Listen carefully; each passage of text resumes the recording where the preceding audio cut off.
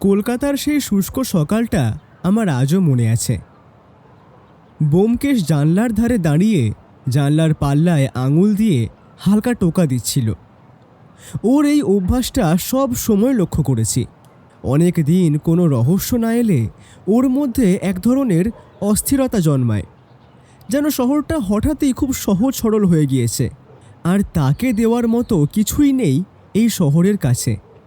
আমি খবরের কাগজে চোখ রেখেই ওকে বললাম, শুনছো ব্যোমকেশ, এইভাবে চলতে থাকলে তো আমাদের ঘর বার সব মাথায় উঠবে হে। ব্যোমকেশ আমার দিকে ফিরে মৃদু হাসল। তুমি বুঝবে না হে, এই সময়টা তোমার কাছে নিছক একটা একঘেয়েমি, কিন্তু আমার কাছে তা একদমই নয়। মানুষের জীবনে রহস্য না থাকলে মাথাটা যেন জমে যায়। আমি কিছু কাজ খুঁজছি, কিন্তু কোথাও কিছু নেই। আর তুমি তো জানোই, খাজা চুরির কেস আমার পোষায় না। আমি ওকে মজা করে বললাম, একটু পরিবর্তন চাই, তাই না? উত্তেজনা চাই, রহস্য ভেদের সেই উন্মাদনা চাই, তাই তো? ঠিক তখনই কলিং বেলটা বাজল। দরজা খুলতেই ডাক পিয়ন এসে একটা চিঠি দিয়ে গেল। কী চিঠি এলো কে জানে। খামটার ওপরে লেখা, সমিত চৌধুরী, কাঞ্চনপুর। আমি নামটা দেখেই চমকে উঠলাম। সমিত! আরে, এ তো আমার কলেজের বন্ধু সমিত। ও হঠাৎ চিঠি পাঠালো কেন? ব্যোমকেশ আমার হাত থেকে চিঠিখানা কেড়ে নিয়ে পড়তে লাগলো। প্রত্যেক লাইন ওর চোখে কৌতূহলের রেখা যেন বাড়িয়ে দিচ্ছিল। ওর পড়া হয়ে গেলে ও চিঠিটা আমাকে দিল। আমি চিঠির মূল কথাটা এখানে উল্লেখ করছি। সমিত আমাদের অবিলম্বে কাঞ্চনপুরে যেতে বলছে। কোনো একটা ব্যাপার ঘটছে ওর বাড়িতেই, কিন্তু চিঠিতে কারণটা খোলসা করা হয়নি, কেবল কয়েকটি শব্দ। ব্যোমকেশ বাবুকে চাই, খুব দরকার, দেরি করিস না, বাবা ওর সাক্ষাৎ চান। আমার চিঠি পড়া শেষ হলো। মুখে একরাশ বিস্ময়। ব্যোমকেশ চিঠি ভাঁজ করে বলল, দেখলে তো ভায়া, মনে হচ্ছে রহস্য আমাদের ডাকছে। চলো তাহলে কাঞ্চনপুরেই যত রহস্য। এরম হুট করে চলে যাবে? রওনা দেব কখন? আর ওদেরকেও তো জানানো দরকার। ব্যোমকেশ একটুক্ষণ চুপ করে থেকে বলল, আজ রাতের ট্রেন আছে, সোমবার। যদি পেয়ে যাই ভোরে পৌঁছে যাব কাঞ্চনপুর। আর যদি বলো ওদের জানানোর কথা, তাহলে বলবো তার প্রয়োজন নেই। এই চিঠি এমন যে পড়া মাত্রই বোঝা যায় ব্যাপারটা জটিল। চলো ব্যাগ গোছাও, আমি দেখি টিকিটের ব্যবস্থা করি। সিদ্ধান্ত হলো আজই রওনা দেব। পুঁটিরাম আমাদের বাড়ির দেখাশোনা করবে। আমরা প্রয়োজন মতো সব গুছিয়ে নিলাম। বিকালে ট্যাক্সি করে স্টেশন পৌঁছে ট্রেনে উঠলাম সেই রাতেই। সোমবার রাতের সেই ট্রেনটা অদ্ভুতভাবে শান্ত ছিল। জানলার বাইরে শীতের হাওয়া দৌড়াচ্ছে, আর মাঝে মাঝে দূরের ছোট স্টেশনগুলো আলো ঝলমলে রহস্যের মতো পেরিয়ে যাচ্ছিল। অলস সফর। আমি ব্যোমকেশকে বললাম, ব্যোমকেশ, সমিত সাধারণত খুব ঠান্ডা মাথার ছেলে। সে যদি এমন তাড়াহুড়ো করে ডাকে, কিছু একটা নিশ্চয়ই ঘটেছে। কি জানি কি হলো আবার। ব্যোমকেশ সিগারেট ধরিয়ে বলল, ঘটেছে যা তার বাবার কথা বলছে প্রমিত চৌধুরী। খুব সজ্জন, সমাজে সম্মানিত। এমন মানুষ বিপদের মুখে পড়ছে, এটা হঠাৎ হয় না। আমার মনে হচ্ছে একটা কোনো অঘটন আসন্ন। তার চিঠিতে ভয় ছিল। এবার সেই ভয় ভাবটা তার বাবার জন্য কিনা সেটা জানি না। আমি একটু অবাক হয়ে জিজ্ঞেস করলাম, ভয়? ব্যোমকেশ চোখ নামিয়ে বলল, হ্যাঁ, ভয়। মানুষ যখন নিজের কথা বলতে না পেরে তৃতীয় কারোর মাধ্যমে ডাক পাঠায়, তখন বুঝতে হবে ভয়টা গভীর, এবং এতটাই গভীর যে তা অস্তিত্ব সংকটও সৃষ্টি করতে পারে। ট্রেন চলতে লাগলো নিজের বেগে। আমরা দুজনেই এখন নীরব। ব্যোমকেশ বই পড়ছে আর সিগারেট টানছে। আমার মনে হচ্ছিল কাঞ্চনপুরের বাতাসে নিশ্চয়ই ভয়ানক কিছুর গন্ধ আছে, একটা চাপা অন্ধকার বগিটায়, যা ট্রেনের জানলা পর্যন্ত পৌঁছে গিয়েছে। ঘুম আসছে, ট্রেনের ঝাঁকুনি, না, চোখটা বন্ধ হয়ে আসছে। ব্যোমকেশ এখনও মনোযোগ দিয়ে বই পড়ছে। আমার চোখে এবার নিদ্রা দেবীর আগমন হলো।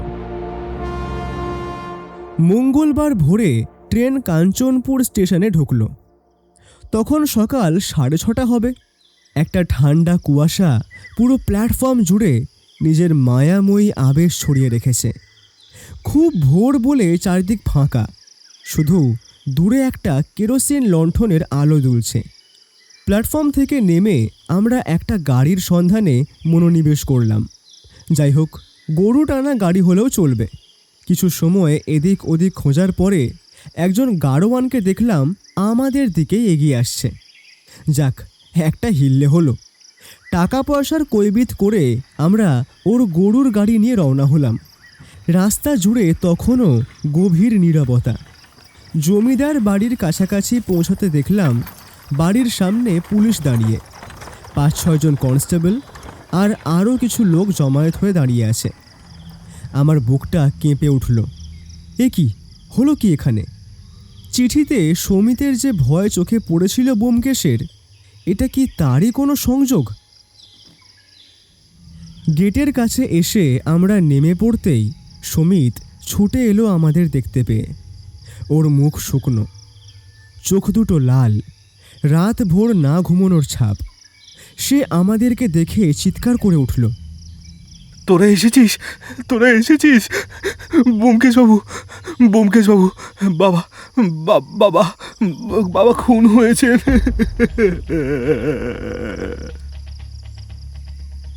আমার হাত থেকে ব্যাগ প্রায় পড়ে যাচ্ছিল। যা, এর মধ্যে এত কিছু! কিন্তু আমি দেখলাম ব্যোমকেশের মুখে কোনো উত্তেজনা নেই, শুধু একটি গভীর স্থির দৃষ্টি, চোয়াল শক্ত। ব্যোমকেশ বলল, এমনটা কখন হলো? কাঁদো কাঁদো কণ্ঠে সমিত বলল, গত রাত ওই 12টার সময় লাইব্রেরিতে গুলির শব্দ, দরজা ভিতর থেকে বন্ধ। আমরা ভেঙে ঢুকে দেখি বাবা পড়ে আছেন চেয়ারের পাশে, মাথায় একটা গুলি, চারিদিকে রক্ত।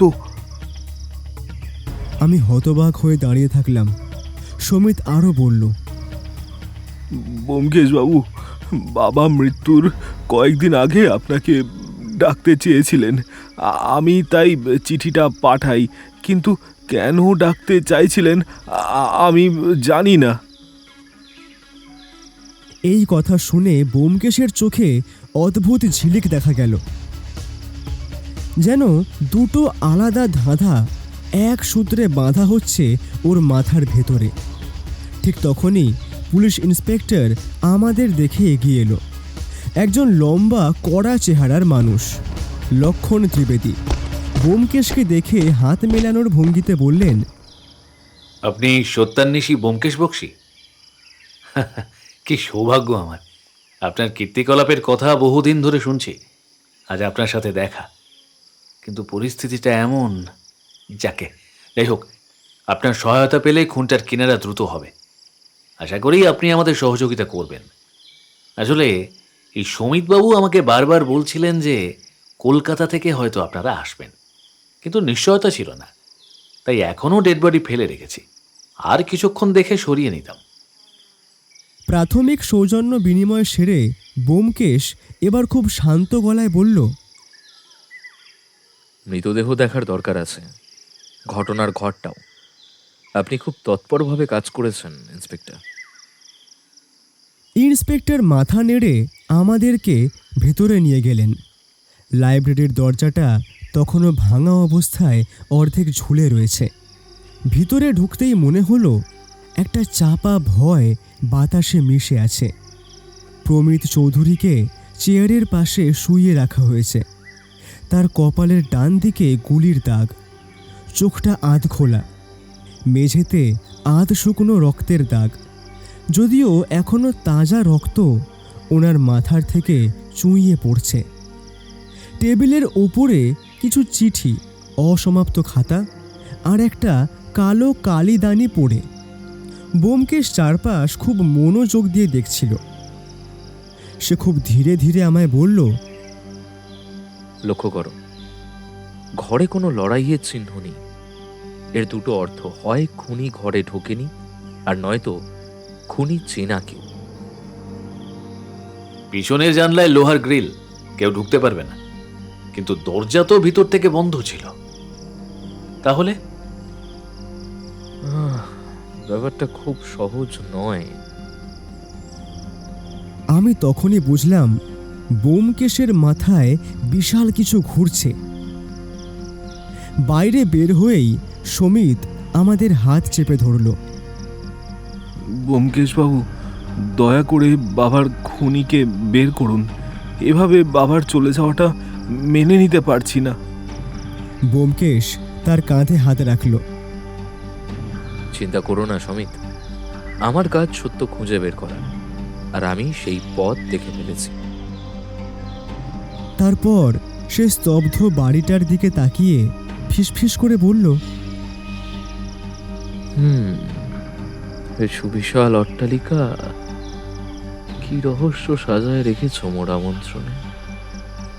ঠিক সেই মুহূর্ত থেকেই যেন আসল তদন্ত শুরু হয়ে গেল। দেহ বাইরে নিয়ে যাওয়া হলে ব্যোমকেশ হাত পকেটে ঢুকিয়ে দাঁড়ালো। ইন্সপেক্টর তার দিকে এগিয়ে এসে খুব বিনয়ী ভঙ্গিতে বলল, আপনার মতামত কি ব্যোমকেশবাবু?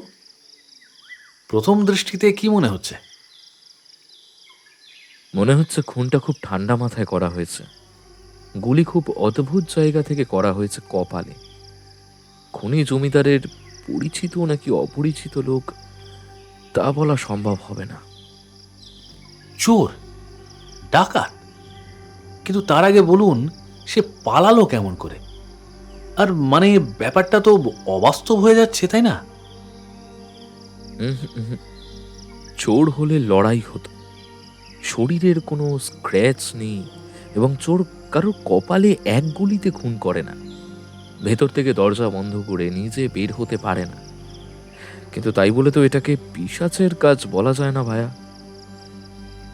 আমি বোকার মতো জিজ্ঞেস করলাম, তাহলে আত্মহত্যা? ব্যোমকেশ একটু কড়া গলায় বলল, না, আত্মহত্যা নয়। আত্মহত্যায় লক্ষ্যবস্তু কপাল নয়। এভাবে কপালে গুলি করতে হলে প্র্যাকটিস লাগে। হাতকে এমনভাবে বাঁকাতে হয় যা ওই বৃদ্ধির পক্ষে করা সম্ভব নয়। আর শরীরের অবস্থান, চেয়ারের কোণ, টেবিলের ওপর কাগজ, সবই বলছে এটা খুন, আর খুব অতর্কিতে করা জটিল খুন। ইন্সপেক্টর বললেন, খুনি কি বাড়ির ভেতরের কেউ? কি মনে হয়? ব্যোমকেশ চোখ সরু করে বলল, আপনাকে তো আগেই বললাম, আমি সিদ্ধান্তে পৌঁছইনি। এইটুকু তদন্তে কিছু বলা যায় না। আপনি তবে এখানেই থাকুন, আপনার মতো করে তদন্ত চালিয়ে যান আপনি। আমরা সব রকম সহযোগিতা করব। কোনো দরকারে আমাকে খবর পাঠাবেন ব্যোমকেশবাবু। হ্যাঁ হ্যাঁ হ্যাঁ, আপনি নিশ্চিন্তে থাকুন ইন্সপেক্টর সাহেব। ইন্সপেক্টর মাথা নেড়ে সম্মতি জানিয়ে চলে গেলেন। জমিদার বাড়ির পশ্চিম দিকের পুরনো অতিথিশালাটি আমাদের থাকার জায়গা। সকালটা আর বিশেষ কিছু করলাম না। দুপুরে খাবার দিয়ে যাওয়ার সময় সমিত আর কুশলা মাথা নিচু করে দাঁড়িয়েছিল। সমিত বারবার বলছিল, আপনারা না আসলে আমি যে কিছুই বুঝতাম না, দিশেহারা হয়ে যেতাম। বাবা কেন আপনাদের ডাকতে চেয়েছিল সেটা আমার মাথায় ঢুকছে না। শান্ত হও, কালকের মধ্যেই কিছু সূত্র পাবো হয়তো। আগে তো জেরা দরকার। খাবার সেরে ব্যোমকেশ শুয়ে পড়ল। আমি জানতাম এটা ওর বিশ্রামের সময় নয়। চোখ বন্ধ করলেও মাথার ভেতর ওর লজিক, হিসেব, সন্দেহ সব কিছুই চলতেই থাকে। আমি জিজ্ঞেস করলাম, ভাইয়া কি ভাবছো? ব্যোমকেশ চোখ খুলল না, অমনভাবেই বলল, খুনি বাড়ির কেউ কিনা আগে বুঝতে হবে, তবে তাদের আচরণ আরো গভীরভাবে লক্ষ্য করা দরকার। আজ বিকেলে সৎকারে সবাইকে দেখব, কিছুটা ধারণা তো তা থেকেই আমি করতে পারবো বলে মনে হয়।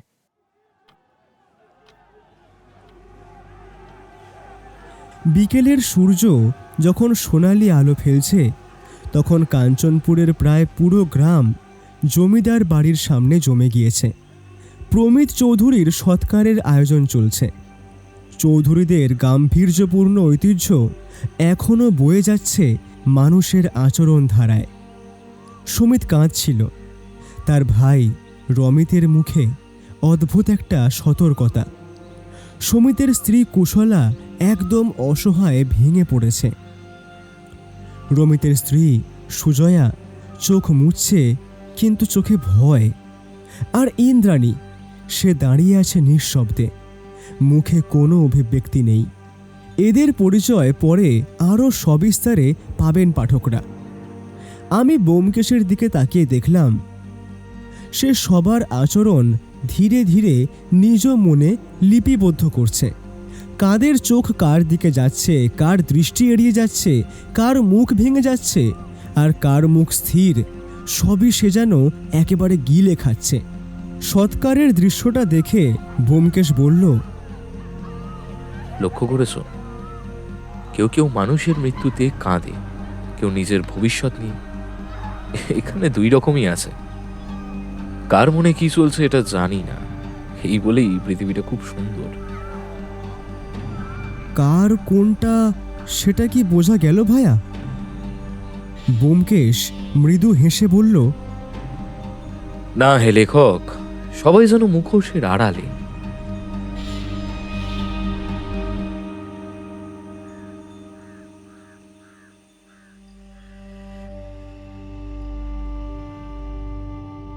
কাঞ্চনপুরের চৌধুরী বাড়িটা ঠিক জমিদারি আমলের সেই পুরনো বিশালত্ব নিয়ে এখনও দাঁড়িয়ে আছে।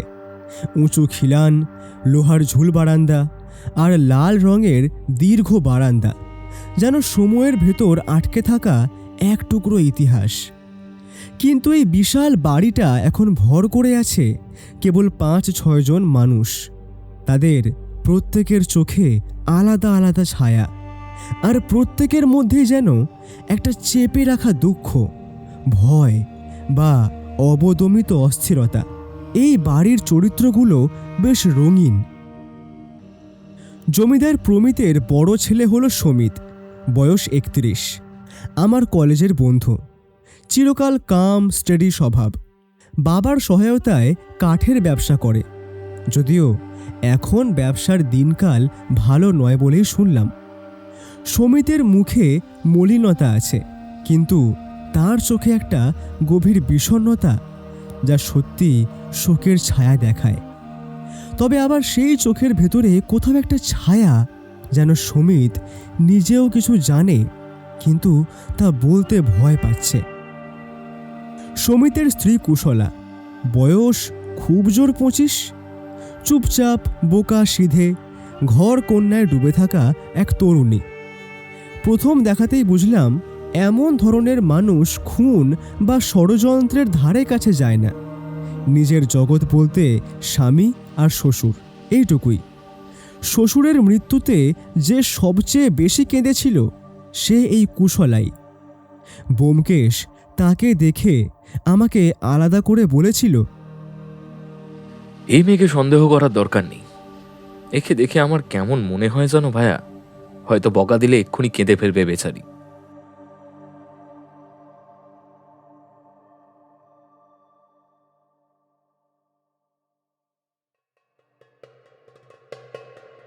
জমিদারের ছোট ছেলে রমিত, বয়স 26 কিংবা 27। সমিতের সম্পূর্ণ বিপরীত স্বভাব। চৌখস, তিরিক্ষিমি মেজাজ, অস্থির চোখ, গায়ের জোশ প্রচুর, কিন্তু ভিতরে ভয় লুকোনো। জুয়ায় টাকা উড়ানোর অভ্যাস আছে বলে শুনেছি, গ্রামের লোকেদের মুখেই। দেখে মনে হয় ছেলেটা মিথ্যে বলতে পারে, কিন্তু চোখের ভেতরে একটা দাম্পত্যহিংসী চাপা ভাব লুকিয়ে রাখতে পারে না। যার চোখে লোভ থাকে সেই চোখ চিনতে বোমকেশ সময় নেয় না। রমিতের স্ত্রী সুজয়া সুন্দরী, কিন্তু চোখে একটা ভয়। বুঝলাম সেই ভয় আর কিছুর নয়, তার স্বামীরই। মেয়েটা যেন কিছু একটা বলতে চায় কিন্তু ভয় পাচ্ছে। রমিত কাছে আসলেই ওর শরীর শক্ত হয়ে ওঠে।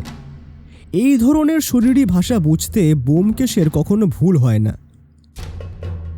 মেয়েটা আমারও নজরে এসেছে বেশ ভালো করেই। এবার রইল বাকি একজন, মানে ইন্দ্রাণী।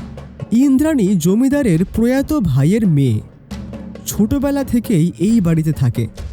এখন বয়স দেখে মনে হয় 23-24 হবে। চালাক, চাপা, তীক্ষ্ণ বুদ্ধির মেয়ে। কথা কম বলে, কিন্তু প্রতিটা শব্দের ওজন আছে। যদিও ওর সঙ্গে আমার বা বোমকেশের এখনও তেমন কথা হয়নি, কিন্তু ওর কথা শুনেই ওর ব্যক্তিত্ব যাচাই করাই যায়। আমার মনে হয়েছিল বাড়ির সবচেয়ে গুরুত্বপূর্ণ সদস্য এই ইন্দ্রাণী আর রমিত। বোমকেশ প্রথম দিনই আমাকে ইন্দ্রাণী মেয়েটার সম্পর্কে বলেছিল, ওর চোখের মধ্যে অনেক চাপা সত্যি আছে অজিত, যে সত্যি বলতে চায় না কিন্তু লুকিয়েও রাখতে পারছে না। কোনো কিছু যেন ওকে গ্রাস করছে। 2-3 জন স্থায়ী কাজের লোক আছে এই বাড়িতে। মাঝবয়সী রান্নার লোক, এক বৃদ্ধা ঘরদোর পরিষ্কার করা মহিলা আর রান্না দেখে সে, আর একজন চৌকিদার। বৃদ্ধা মহিলার চোখে একটা চিরচেনা দুঃখ দেখেছিলাম, যেন বহুদিন ধরে সে বাড়ির খুব গোপন কিছু দেখে এসেছে, যদিও সেটাকে আমল দিইনি। এই 6-7 জন মানুষই জমিদার বাড়ির বাসিন্দা, কিন্তু তাদের প্রত্যেকের চোখে ভিন্ন ভিন্ন গল্প। বোমকেশ বলেছিল, খুন করার মোটিভ এ বাড়িতে ছড়ানো আছে। বেশ কয়েকজন স্ট্রং মোটিভ আছে, কিন্তু খুনি কেবল একজন, কিন্তু ছায়া অনেকগুলো। পূর্ব রাতের আতঙ্ক আর সারা দিনের ক্লান্তি মিলেমিশে জমিদার বাড়ির ভেতর একটা অদ্ভুত চাপা নীরবতা তৈরি করেছিল। খুনের ঘটনার পর পুলিশের পদচারণা, কথাবার্তা, দৌড়ঝাঁপ সবই এখন কমে এসেছে। দুপুরে জমিদার প্রমিত বাবুর লাশ দাহ হয়ে গিয়েছে। বাড়ির সবাই একেবারে নিস্তব্ধ, কিন্তু বোমকেশ ভায়ার চোখে সেই শান্ত ঝড়টা এখন আরও স্পষ্ট। সে খুনের তদন্তের গভীরে ঝাঁপ দিয়েছে। আমারও মনের ভেতর চাপা উত্তেজনা।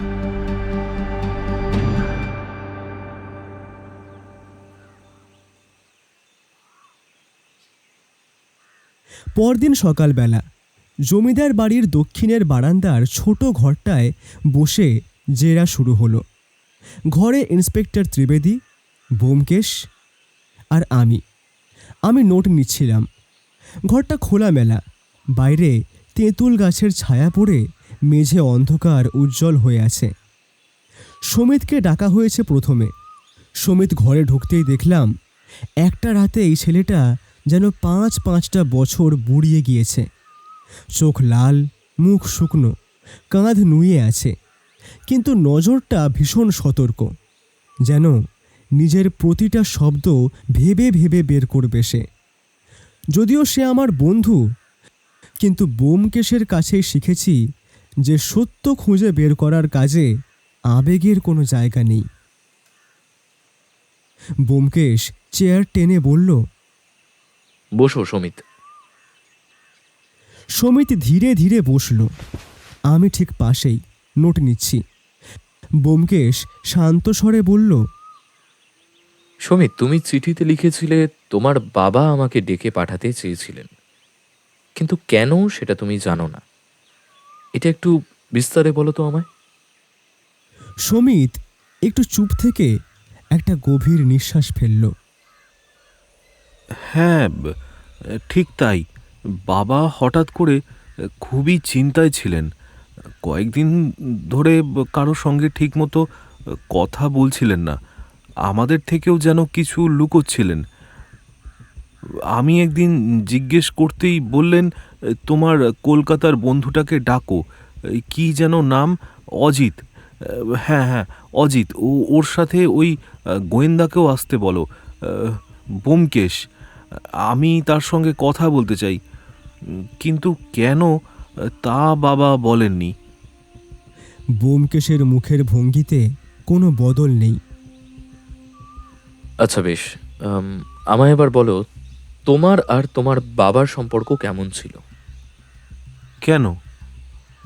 খুবই ভালো। বাবা কঠোর মানুষ ছিলেন না। ব্যবসায় আমি তাকে যথাসাধ্য সাহায্য করতাম, উনি আমাকে খুব বিশ্বাস করতেন। সমিতের কথাগুলো ঠিকই লাগছিল আমার, কিন্তু ব্যোমকেশের চোখে দেখলাম সন্দেহের ক্ষীণ রেখা। ওর মাথায় কি চলছে কি জানি। ব্যোমকেশ একটু গলা খাঁকারে দিয়ে বলল, তোমার ব্যক্তিগত ব্যবসা কেমন চলছে? এই আকস্মিক প্রশ্নে সমিত গেল হকচকিয়ে। তার গলা কেঁপে উঠল। মানে সাধারণ ভাবেই চলছে। সাধারণ মানে ক্ষতি হচ্ছে, তাই না? সমিত থম মেরে বসে রইল। কয়েক সেকেন্ড পরে মাথা নিচু করে বলল, হ্যাঁ, কিছু সমস্যা চলছে। এই কাঠের বাজার ভালো নেই, কয়েকটা বড় চুক্তি বাতিল হয়েছে, দেনাও হয়েছে কিছু। আমি বুঝলাম ব্যোমকেশ ঠিক জায়গাতেই আঙুল রেখেছে। আমি বুঝলাম অজিতেশ ঠিক জায়গাতেই আঙুল রেখেছে।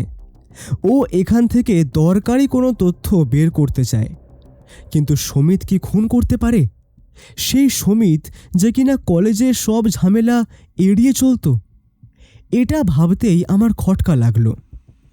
ব্যোমকেশ আবার প্রশ্ন করল, এই আর্থিক চাপ নিয়ে তুমি তোমার বাবার সঙ্গে কথা বলেছিলে? একবারই, কিন্তু উনি বলেছিলেন, নিজের সমস্যাটা নিজে সামলাও, আমি বারবার বাঁচাতে পারবো না, যদি আমি না থাকি তখন কি করবে? ব্যোমকেশ চোখ সরু করল। তুমি কি তখন রেগে গিয়েছিলে? কোনো বাকি মানে বাদবিতণ্ডা হয়েছিল? না, মানে হ্যাঁ, একটু কষ্ট পেয়েছিলাম, কিন্তু রাগ। বাবা তো আমাকে সবসময় ভালোবাসতেন, উনি চাইতেন আমি নিজের পায়ে দাঁড়াই। সমিতের কথাগুলো আবেগের, কিন্তু তাতে নিজেকে রক্ষার একটা চেষ্টা স্পষ্ট।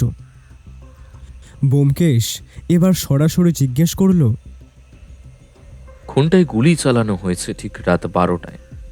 তুমি তখন কোথায় ছিলে?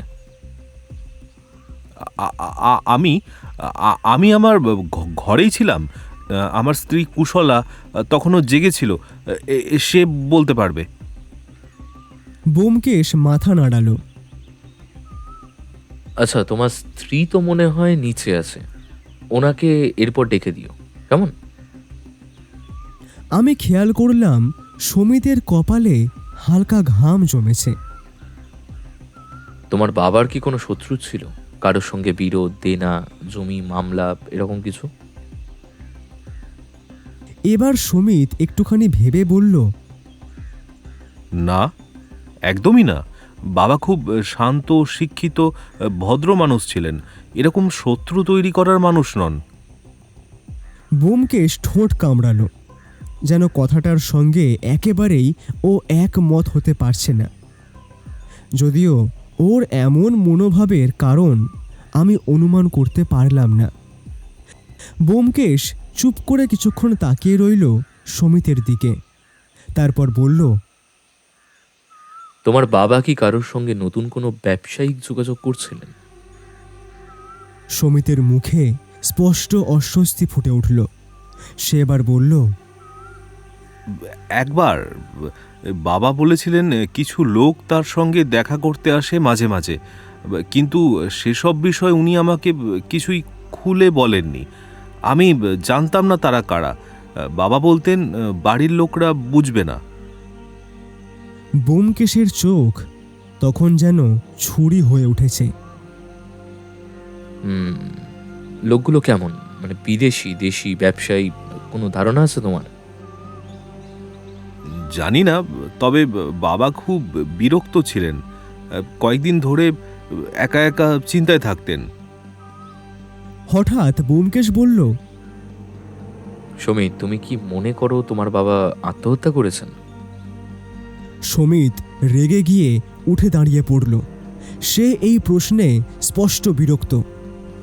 না, অসম্ভব। বাবা এরকম মানুষ নন। কেউ খুন করেছে, কেউ। ব্যোমকেশ ইশারায় তাকে আবার বসতে বলল। সমিতের এই প্রতিক্রিয়াটা খাঁটি ছিল। আমি নিজেও সেটা বুঝলাম। ব্যোমকেশও বুঝেছে। তাই ব্যোমকেশ বলল, সমীর, তোমাকে একটা কথাই বলি। তুমি চাপের মধ্যে আছো, ব্যবসা খারাপ, দেনা আছে, বাবা সাহায্য না পেয়ে রাগ হয়েছিল তোমার, কিন্তু তোমার চোখ বলছে তুমি খুনি নও। সমিত মাথা নিচু করে চোখ মুছল। আস্তে আস্তে বলল, আমি বাবাকে ভালোবাসতাম। শপথ করে বলছি, আমি ওনাকে খুনি, মানে আমি ওনার খুনি নই। আমি তার কাঁপা কণ্ঠ শুনে সত্যি অনুভব করলাম যে ছেলেটা নিজের মতো করে সত্যিই বলছে। হঠাৎ ব্যোমকেশ এবার জিজ্ঞেস করল, ইন্দ্রাণী সম্পর্কে তুমি কি জানো? সমিত একটু অপ্রস্তুত হয়ে বলল, ও শান্ত, চাপা, কিন্তু খারাপ নয়। অনেক কিছু নিজের মধ্যে রাখে। বাবার খুব প্রিয় ছিল। তোমার বাবার কি ওর ওপর বিশেষ স্নেহ ছিল? সমিত মাথা নেড়ে বলল, হ্যাঁ, হয়তো বাবা ওকে নিজের মেয়ের মতোই ভাবতেন। কাকু কাকিমা দুর্ঘটনায় চলে যাবার পর থেকেই ও আমার বাবার কাছেই মানুষ। ব্যোমকেশের চোখে আবার সেই অদ্ভুত ঝিলিক। জেরা এবার প্রায় শেষের দিকে। ব্যোমকেশ বলল, সমিত, তোমাকে আমি সন্দেহ করব এটা স্বাভাবিক। তোমার মোটিভ আছে, দেনা, ব্যবসা ভেঙে পড়া, কিন্তু তোমার বর্ণনা, চোখের ভাব, বাবার সম্পর্কের আবেগ, এতগুলোর মধ্যে কোথাও খুনির আত্মবিশ্বাস নেই। তুমি যদি অপরাধী হতে তবে এতটা ভেঙে পড়তে না। সমিত চোখ নামিয়ে দীর্ঘক্ষণ চুপ রইল। তারপর মৃদু গলায় বলল, ব্যোমকেশ বাবু, যে আমার বাবাকে খুন করেছে, সে যেই হোক, তাকে খুঁজে দিন। আমি তাকে শাস্তি দিতে চাই। ও কথাটা এমনভাবে বলল যে আমার শরীরটা কেমন শিউরে উঠল।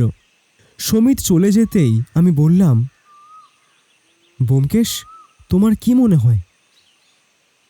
সে জানলার বাইরে তাকিয়ে ধীরে বলল, সুমিত, তুমি খুনি নও। খুনি বাড়ির মানুষ হতেও পারে, আবার নাও হতে পারে। খুনি হয়তো সেই লোক যাকে এই মুহূর্তে সবচেয়ে নির্দোষ বলে মনে হচ্ছে। এই কথা শুনে আমার রক্ত ঠান্ডা হয়ে এলো। সমিতের জেরা শেষ হতেই ব্যোমকেশ আমাকে ইশারা করল পরের জনকে আনতে। আমি বাইরে গিয়ে দেখলাম দরজার সামনে চুপচাপ বসে আছে সমিতের স্ত্রী কুশলা। হাতে আঁচল পেঁচিয়ে ধরে আছে, যেন আঁচলটাই তার একমাত্র ভরসা। আমি তাকে ডাকতেই মেয়েটা ঘাবড়ে গিয়ে উঠে দাঁড়ালো। ধীরে ধীরে ভেতরে এসে বসল, কিন্তু বসার পরেও তার হাত কাঁপছিল। সে এমনভাবে চেয়ারে বসল যেন ভয়ের চোটে সে এখনই অজ্ঞান হয়ে যাবে। ব্যোমকেশ খুব নরম গলায় ওকে বলল, ভয় পেও না কুশলা, আমরা শুধু কয়েকটা কথা বলবো। আমায় বলো, তোমার কোনো দোষ নেই, এটুকু তুমি জানো, তাই না? কুশলা মাথা নেড়ে সম্মতি দিল। তার কণ্ঠ যেন প্রায় শোনাই যায় না। দোষ? আমি না, কিছু জানি না, কিছু জানি না। ব্যোমকেশ প্রথম প্রশ্ন করল। আমায় বলো, তোমার শ্বশুর প্রমিত বাবুর সঙ্গে তোমার সম্পর্ক কেমন ছিল? কুশলা একটু মাথা তুলে বলল, খুবই ভালো। উনি আমাকে নিজের মেয়ের মতোই দেখতেন। আমি হাত ধরে রান্নাবাটির অনেক কিছু শিখেছি ওনার। উনি কখনো রাগারাগি করেননি। তার চোখে জল এসে গেল। ওর এই শোকটা সাজানো নয়, আমি বুঝলাম। ব্যোমকেশ দৃষ্টি নরম করে বলল, খুনের খবর শোনার পর তুমি সবচেয়ে বেশি কেঁদেছিলে, আমি দেখেছি। কুশলা 2 হাত দিয়ে মুখ চাপা দিল। আমি বিশ্বাস করতে পারছি না, এমন ভালো একটা মানুষ। ব্যোমকেশ তাকে কিছুক্ষণ সময় দিল। কুশলা নিজেকে সামলাবার চেষ্টা করছে। এবার ব্যোমকেশ সরাসরি প্রশ্ন করল, গতরাত ঠিক 12টার সময় তুমি কোথায় ছিলে? মেয়েটা সঙ্গে সঙ্গে বলল, আমি আমার ঘরেই ছিলাম, সমিত ছিল। আমরা গুলির শব্দ শুনেই দৌড়ে বেরিয়েছি। খুব জোরে শব্দ হয়েছিল। তোমাদের ঘর থেকে লাইব্রেরিতে যেতে কতক্ষণ লাগে? 1 মিনিট হবে। যখন গুলির শব্দ হলো তখন কি সমিত তোমার পাশে ছিল? কুশলা একটু ভেবে মাথা নেড়ে বলল, হ্যাঁ, মানে ঠিক পাশেই না, মানে আমার মনে হয় দরজার দিকে যাচ্ছিল। ব্যোমকেশ থেমে গেল। তার চোখে সেই অদ্ভুত তীক্ষ্ণতা দেখা গেল, কিন্তু সেটা ঠিক যে সন্দেহের ইঙ্গিত তা বলবো না। আমি নোটে লিখলাম, আলিবাই সঠিক, কিন্তু দুর্বল দুর্বল একটা ভাব আছে। ব্যোমকেশ এবার ধীরে ধীরে ওকে বলল, সমিত আর তার বাবার সম্পর্ক কেমন ছিল? তাদের কি নিয়মিত কথা হতো? কুশলা যেন এবার একটু নিশ্চিন্ত মনে উত্তর দিল, ভালোই ছিল, তবে কয়েকদিন ধরে কিছু একটা নিয়ে দুজনের মধ্যে মনোমালিন্য হচ্ছিল। সমিত একটু চিন্তায় ছিল, আবার আমার শ্বশুর মশাইও। সমিত কি তোমায় কারণ বলেছিল ব্যবসার ব্যাপার? কুশলা মাথা নেড়ে বলল, না, আমাকে এসব বলে না, তবে আমি শুনেছি ওর ব্যবসায় একটু সমস্যা হচ্ছিল। ব্যোমকেশ ওকে সরাসরি জিজ্ঞেস করল, তোমার কি মনে হয় সমিত তার বাবাকে খুন করতে পারে? প্রশ্নটা শুনে কুশলা ভয় পেয়ে যেন লাফিয়ে উঠল। না, কখনো নয়। ও বাবাকে খুব সম্মান করে, ও এরকম করতেই পারে না। ব্যোমকেশ ওকে শান্ত হয়ে বসতে বলল, কিন্তু ওর ভয়টা সত্যিই ছিল। ও স্বামীকেও খুব ভালোবাসে। ব্যোমকেশ কয়েকটা দ্রুত প্রশ্ন করল, প্রমিত সে কেমন? অস্থির মেজাজে, মাঝে মাঝে খুব রেগে যায়, তবে খারাপ মানুষ নয়, আমাকে খুব ভালোবাসে। সুজয়া কেমন? ও ভীষণ চাপা, রমিতের ভয় পায়। আসলে রমিত মাঝে মাঝে খুব অশান্তি করে অকারণে। ইন্দ্রাণী? এই প্রশ্নে কুশলা হঠাৎ থামল।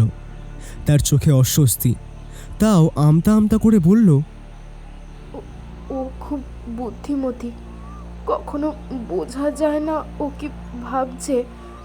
তবে মেয়েটা খুব ভালো, একেবারে আমাদের আপন বোন। দেখলাম ব্যোমকেশ খুব মনোযোগ দিয়ে এই উত্তরটা শুনল। তারপর ব্যোমকেশ বলল, তোমার শ্বশুরের কোনো শত্রু ছিল? কুশলা মাথা নেড়ে বলল, না, আমার জানা নেই। তবে উনি কারোর সঙ্গে রাগ করে থাকেন না, তবে কয়েকদিন ধরে খুবই চিন্তিত ছিলেন। ব্যোমকেশ দ্রুত জিজ্ঞেস করল, কেন? সে বিষয়ে কি উনি তোমাকে কিছু বলেছিলেন? জানি না, কিন্তু উনি রাতে অনেকক্ষণ লাইব্রেরিতে একা বসে থাকতেন, যেন কাউকে ভয় করতেন, অথবা কারোর কথা ভাবছিলেন। ব্যোমকেশের চোখে সেই ঝিলিক, যেন সে যা শুনতে চেয়েছিল পেয়েছে।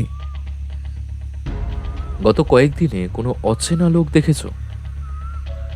কুশলা প্রথমে মাথা নেড়েছিল, না। কিন্তু ঠিক তারপরেই থেমে গিয়ে বলল, একবার 2-3 দিন আগে পেছনের দিকের বাগানে একজনকে দেখেছিলাম। চেনা নয়, কিন্তু ভেবেছিলাম হয়তো রমিতের কোনো বন্ধু। ওর সাথে দেখা করতে কয়েকজন আসতো। ব্যোমকেশ এক দৃষ্টে তার দিকে তাকিয়ে রইল। তুমি কি মুখটা মনে করতে পারো? না না, খুব দূর থেকেই দেখেছিলাম।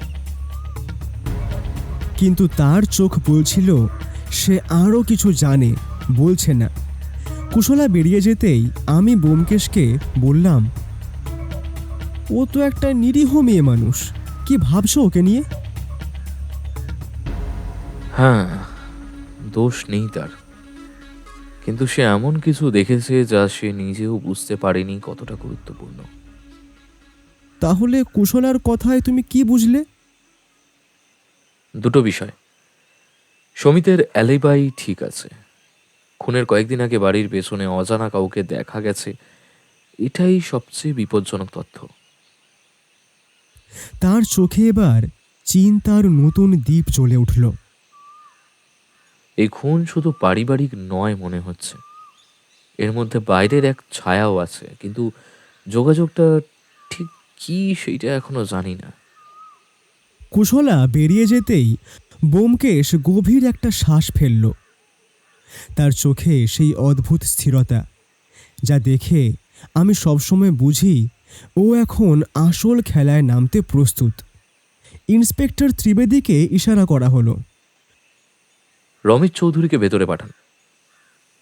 রমিত যখন ঘরে ঢুকল, তার ভঙ্গিটাই ছিল বিরক্ত, তাচ্ছিল্যপূর্ণ, যেন তাকে জেরা করা মানে তার অপমান করা। সে বুকে হাত ভাঁজ করে দাঁড়িয়ে রইল প্রথমেই।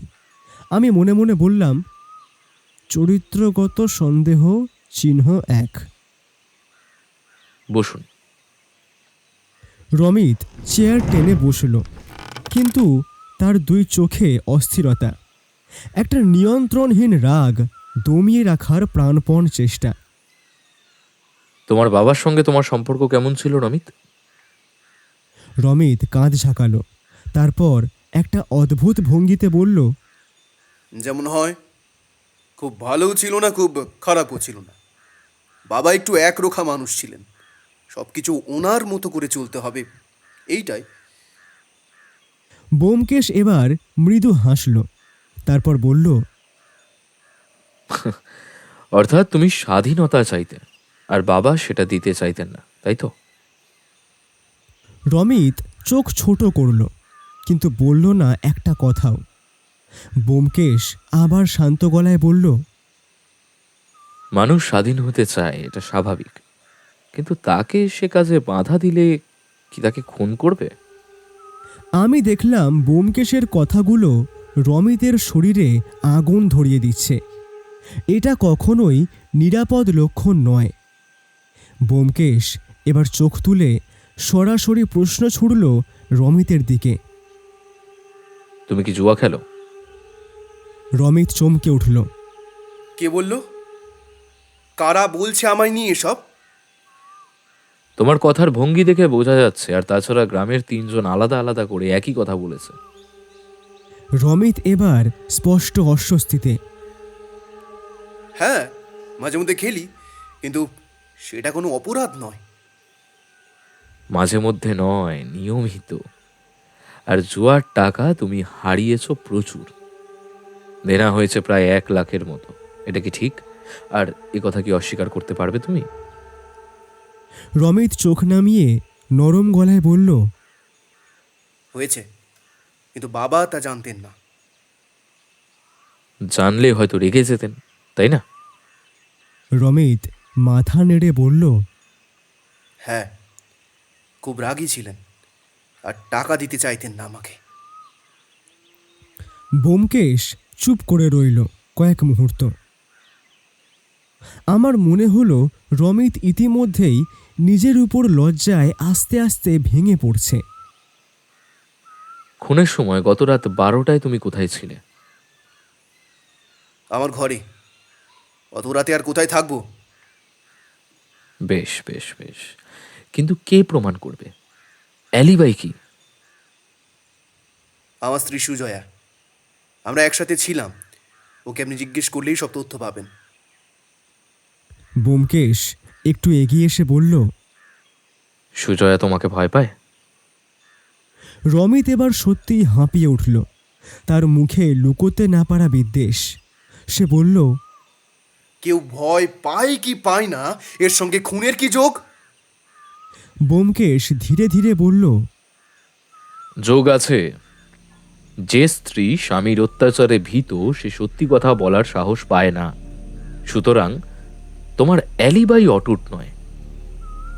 আপনি কি আমাকে খুনি ভাবছেন? হ্যাঁ, আমি ভাবছি যে কারোর মতো তুমিও সন্দেহের মধ্যে আছো। তুমিও আমার সাসপেক্ট। তারপর থেমে বলল, তোমার আর্থিক লোভ, দেনা, স্বভাব সবই তোমার বাবা কিছুদিন ধরে চিহ্নিত করেছিলেন। এটাই তোমার মোটিভের দিকে ইঙ্গিত করছে। রমিত ঠোঁট কামড়ালো। ব্যোমকেশ এবার কোমল স্বরে বলল, এ কথা কি তুমি জানো? রমিত একটু থেমে মাথা নেড়ে বলল, হ্যাঁ, দেখতাম দেখতাম উনি রাতে লাইব্রেরিতে একা বসে থাকতেন, কিছু কাগজপত্র দেখতেন, মাঝে মাঝে কারোর সঙ্গে টেলিফোনে কথাও বলতেন। টেলিফোন? কার সঙ্গে জানা আছে? না, জানতাম না। কে বা কারা সেই নিয়ে বাবা কিছু বলেন উনি। আমি কিছু জিজ্ঞেস করতে গেলেই বাবা বলতেন, এগুলো আমার বোঝার কাজ নয়। এরপর রমিতের স্বরে খানিক উত্তেজনা। হয়তো ওই লোকটাই বাবাকে খুন করেছে। লোকটা কে? তুমি চেনো তাকে? রমিত চুপ। বুঝলাম সে নিজেও জানে না। ব্যোমকেশ এবার গুরুত্বপূর্ণ প্রশ্নটি করল, তুমি কি সম্প্রতি বাড়ির আশেপাশে কোনো অচেনা লোক দেখেছো? রমিত চোখ উল্টে বলল, হতে পারে, ব্যবসার লোকজন, কাগজপত্র আনতে লোক আসে। ব্যোমকেশ সরাসরি ওর কথা কেটে বলল, মিথ্যে। তুমি যাকে দেখেছিলে সে কোনো ব্যবসায়ী না। রমিত এবার চমকে উঠল। আপনি কিভাবে জানেন? তোমার মুখ, ওই মুখই বলে দেয় যে তোমার কথা মিথ্যে। ছেলেটা প্রচণ্ড নার্ভাস হয়ে পড়েছে, চোখ সরিয়ে নিচ্ছে, ঠোঁট শুকিয়ে গিয়েছে, কিন্তু সে কিছুই বলতে চাইছে না। এবার আমার চমকে ওঠার পালা, কারণ হঠাৎই ব্যোমকেশ প্রশ্ন করল, আচ্ছা, ইন্দ্রাণী সম্পর্কে তোমার কি মত?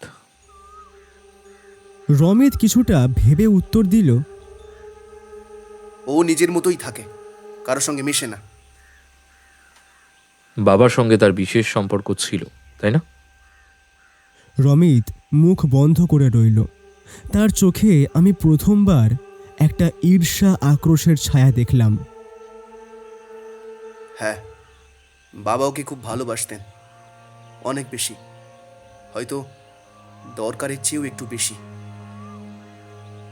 আমি ভিতরেই হাসলাম। এটা ঈর্ষা, স্পষ্ট ঈর্ষা। এই কথা দিয়েই রমিতের জেরা শেষ।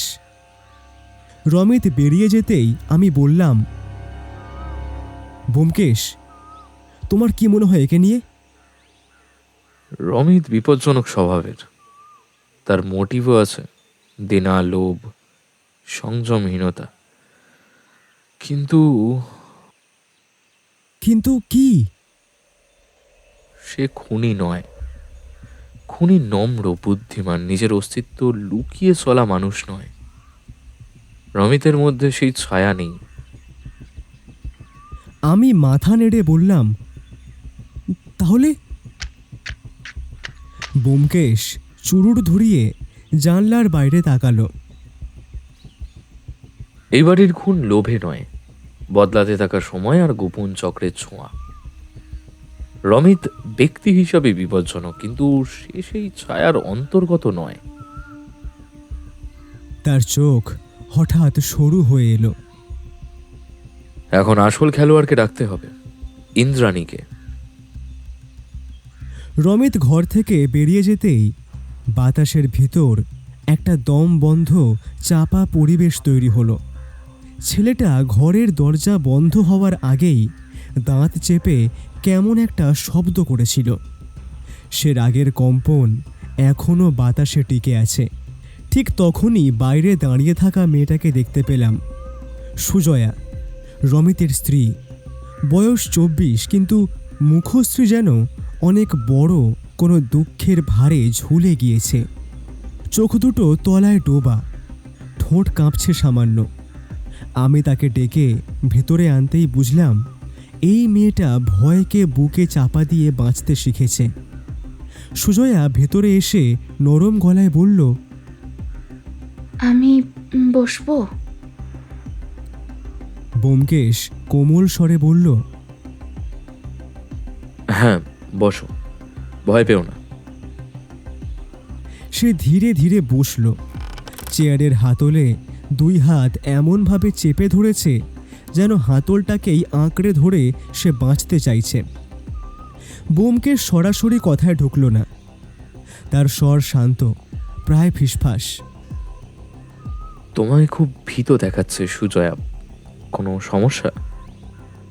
মেয়েটা মাথা নিচু করেই বলল। না। তারপর একটু থেমে যেন ভেতর থেকে শব্দটা বের করতে কষ্ট হচ্ছে। আসলে আমি সব সময় একটু ভয় পাই। কাকে ভয় পাও তুমি? সুজয়া হঠাৎ চমকে উঠল। সে 2 চোখ তুলল আমার দিকে, তারপর দ্রুত নিচু করে ফেলল। আমি মানে এই বাড়ির পরিবেশটাই একটু কঠিন। দেখো, আমাকে মিথ্যে বলো না। জানি এই কথা পুরোপুরি মিথ্যে নয়, কিন্তু অর্ধেক। যাই হোক, আগে আমায় বলো, প্রমিত বাবুর সঙ্গে তোমার সম্পর্ক কেমন ছিল? মেয়েটা একটু নিশ্চিন্ত গলায় বলল, খুব ভালো। উনি শান্ত মানুষ ছিলেন, আমার সাথে কখনো রাগারাগি করেননি। আমি অসুস্থ হলে ওষুধ এনে দিতেন। আমাকে বলতেন, তোমার স্বামী যদি বকা দেয় তুমি আমাকে বলো। তার চোখে জল টলমল করল। সেই মুহূর্তে স্পষ্ট হলো যে শ্বশুরের খুন তার ভিতরটা একেবারে সত্যিকারের শোক তৈরি করেছে। ব্যোমকেশ প্রশ্ন করল, গত রাত 12টার সময় তুমি কোথায় ছিলে? সুজয়া মাথা নিচু করল, তারপর বলল, ঘরে রমিতের সাথে। ব্যোমকেশ টেবিলে আঙুল ঠুকল। রমিত কি তখন তোমার পাশেই ছিল? সুজয়া ইতস্তত করছিল। তার দম নেওয়ার শব্দ স্পষ্ট শোনা যাচ্ছিল। অবশেষে অস্পষ্ট স্বরে সে বলল, হ্যাঁ, মানে ছিল, কিন্তু কিন্তু কি? মেয়েটা বুকে হাত ভাঁজ করে বলল, সে বাইরে গিয়েছিল। ঘরের বাতাস যেন আরও জমাট বাঁধল এবার। আমি তাকিয়ে রইলাম সুজয়ার দিকেই। সে নিজেই কথাটা বলেছে, তবুও মুখে ভয়ের ছায়া। ব্যোমকেশ এগিয়ে এলো। কখন বাইরে গেল তোমার স্বামী?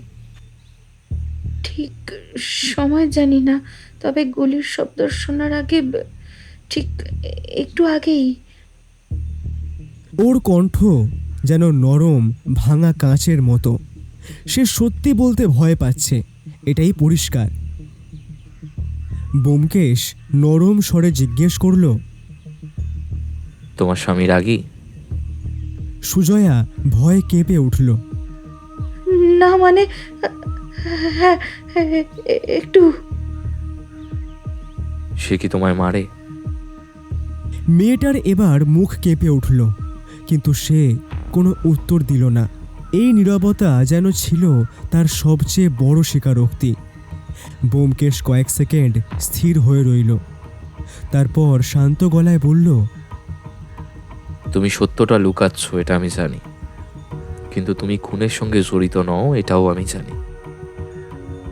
সুজয়ার চোখ দুটো ভিজে গেল। সে প্রথমবার ব্যোমকেশের দিকে ভালো করে তাকালো। আশ্বস্ত হওয়ার দৃষ্টি। ব্যোমকেশ বলল, প্রমিতবাবু কি কারুর সঙ্গে ঝগড়া করেছিলেন? সুজয়া মাথা নেড়ে বলল, না, উনি রাগ মনে বসতেন না, কিন্তু উনি খুব চিন্তায় ছিলেন কয়েকদিন ধরে। লাইব্রেরিতে একা বসে থাকতে, কাগজ দেখতে আর বাইরে বাগানটার দিকে তাকিয়ে থাকতে দেখেছি। কোনো অচেনা লোক দেখেছো বাড়ির আশেপাশে? একদিন বিকেলে আমি কাপড় শুকোতে দিয়েছিলাম, পিছনের বাগানে একজনকে দাঁড়িয়ে থাকতে দেখি। চেনা ছিল না, আমি ভয় পেয়ে ঘরে ঢুকে পড়ি। আমি পা দিয়ে চেয়ার ঠেলে হালকা শব্দ করলাম। এটা অত্যন্ত গুরুত্বপূর্ণ তথ্য। ব্যোমকেশও সেটা বুঝল। ব্যোমকেশ হঠাৎ জিজ্ঞেস করল, ইন্দ্রাণী সম্পর্কে তুমি কি ভাবো? চালাক মেয়ে, বাবার খুব কাছের ছিল, বাপ বেটির সম্পর্ক। সুজয়ার এই সুরে হালকা ঈর্ষা লুকোনো ছিল, কিন্তু কোনো অভিযোগ নয়। ব্যোমকেশ তাকে জিজ্ঞেস করল, ইন্দ্রাণী কি রাতে ঘর থেকে বের হয়? সুজয়া খানিক থেমে বলল, হয়তো এক দুবার দেখেছি মনে হয়। এই কথাটাই ব্যোমকেশের মনে বিশাল ছাপ ফেলল। সেটা আমি ওর চোখের ভঙ্গি দেখেই বুঝতে পারলাম। সুজয়া চলে যেতেই আমি বললাম, ব্যোমকেশ, মেয়েটা খুবই ভীতু। খুনে জড়িত থাকার কোনো প্রশ্নই আসে না। না, সে খুনি নয়, কিন্তু সে একটা গুরুত্বপূর্ণ সত্য বলেছে, যা সম্ভবত এই কেসের মোড়টা ঘুরিয়ে দেবে। কোনটা বলো তো ভায়া? ব্যোমকেশ চোখ সরু করে বলল, রমিত রাতে ঘর ছাড়ে যখন খুন হয় তার ঠিক আগে। বাড়ির পেছনে যে অচেনা লোককে দেখা গেছে তার উপস্থিতি একই দিনে দুইজনের চোখে ধরা পড়েছে। আর সবচেয়ে গুরুত্বপূর্ণ, ইন্দ্রাণী রাতে বের হয়। এটা প্রথম নিশ্চিত হলো। ওর এই কথা শুনে আমার শিরদাঁড়া ঠান্ডা হয়ে গেল। ব্যোমকেশ উঠে দাঁড়িয়ে বলল, হ্যাঁ, এখন আমাদের সবচেয়ে গুরুত্বপূর্ণ জেরা ইন্দ্রাণীর সঙ্গে। সুজয়ার জেরা শেষ হতেই ইন্সপেক্টর ত্রিবেদী এসে বললেন, এবার বাড়ির চাকর বাকরদের ডাকবো। আসলে ইন্দ্রাণী স্নানে গেছে। ব্যোমকেশ একটু চুপ থেকে মাথা নেড়ে সম্মতি দিল। বাড়ির ভিতরকার কাজের লোকেরা অনেক সময় এমন কিছু দেখে ফেলে যা পরিবারের লোক লুকিয়ে রাখে বা রাখতে চায়। প্রথমে এলো হরিপদ, মাঝবয়সী, মুটিয়ে যাওয়া, চোখে চশমা, মুখে কালো গোঁফ। তার চেহারায় আতঙ্কের চেয়ে ক্লান্তিই বেশি। ব্যোমকেশ তাকে জিজ্ঞেস করল, প্রমিতবাবুকে আপনি কতদিন ধরে চেনেন? তা বাবু ওই 25-26 বছর তো হবে। ভীষণ ভালো মানুষ ছিলেন গো। খুনের আগে কিছুদিন ওনাকে চিন্তিত বা অস্বাভাবিক লাগতো? না গো বাবু, আমি তো রান্নাঘরেই থাকি। উনি বুড়ো মানুষ, নিজের ঘরেই থাকতেন। আমি তেমন কিছুই দেখিনি। বাড়ির পেছনে বা বাইরে কোনো অচেনা লোক দেখেছেন? না, আমি সেসব দেখি না। রাত হলেই শুয়ে পড়ি, দিনেও ওদিকে বেশি যাই না। ইন্দ্রাণী? ব্যোমকেশ প্রশ্নটা করতেই হরিপদ যেন অবাক হয়ে বলল, ও তো চুপচাপ নিজের কাজেই থাকে, কোনো খারাপ আচরণ কখনো দেখিনি। হরিপদর জেরা শেষ হলো খুব দ্রুত। লোকটা সত্যিই কিছু জানে না। এরপর এলো বাগানের মালি নরোত্তম। শুকনো চেহারা, মাটির গন্ধ লেগে থাকা হাত, গলা খসখসে।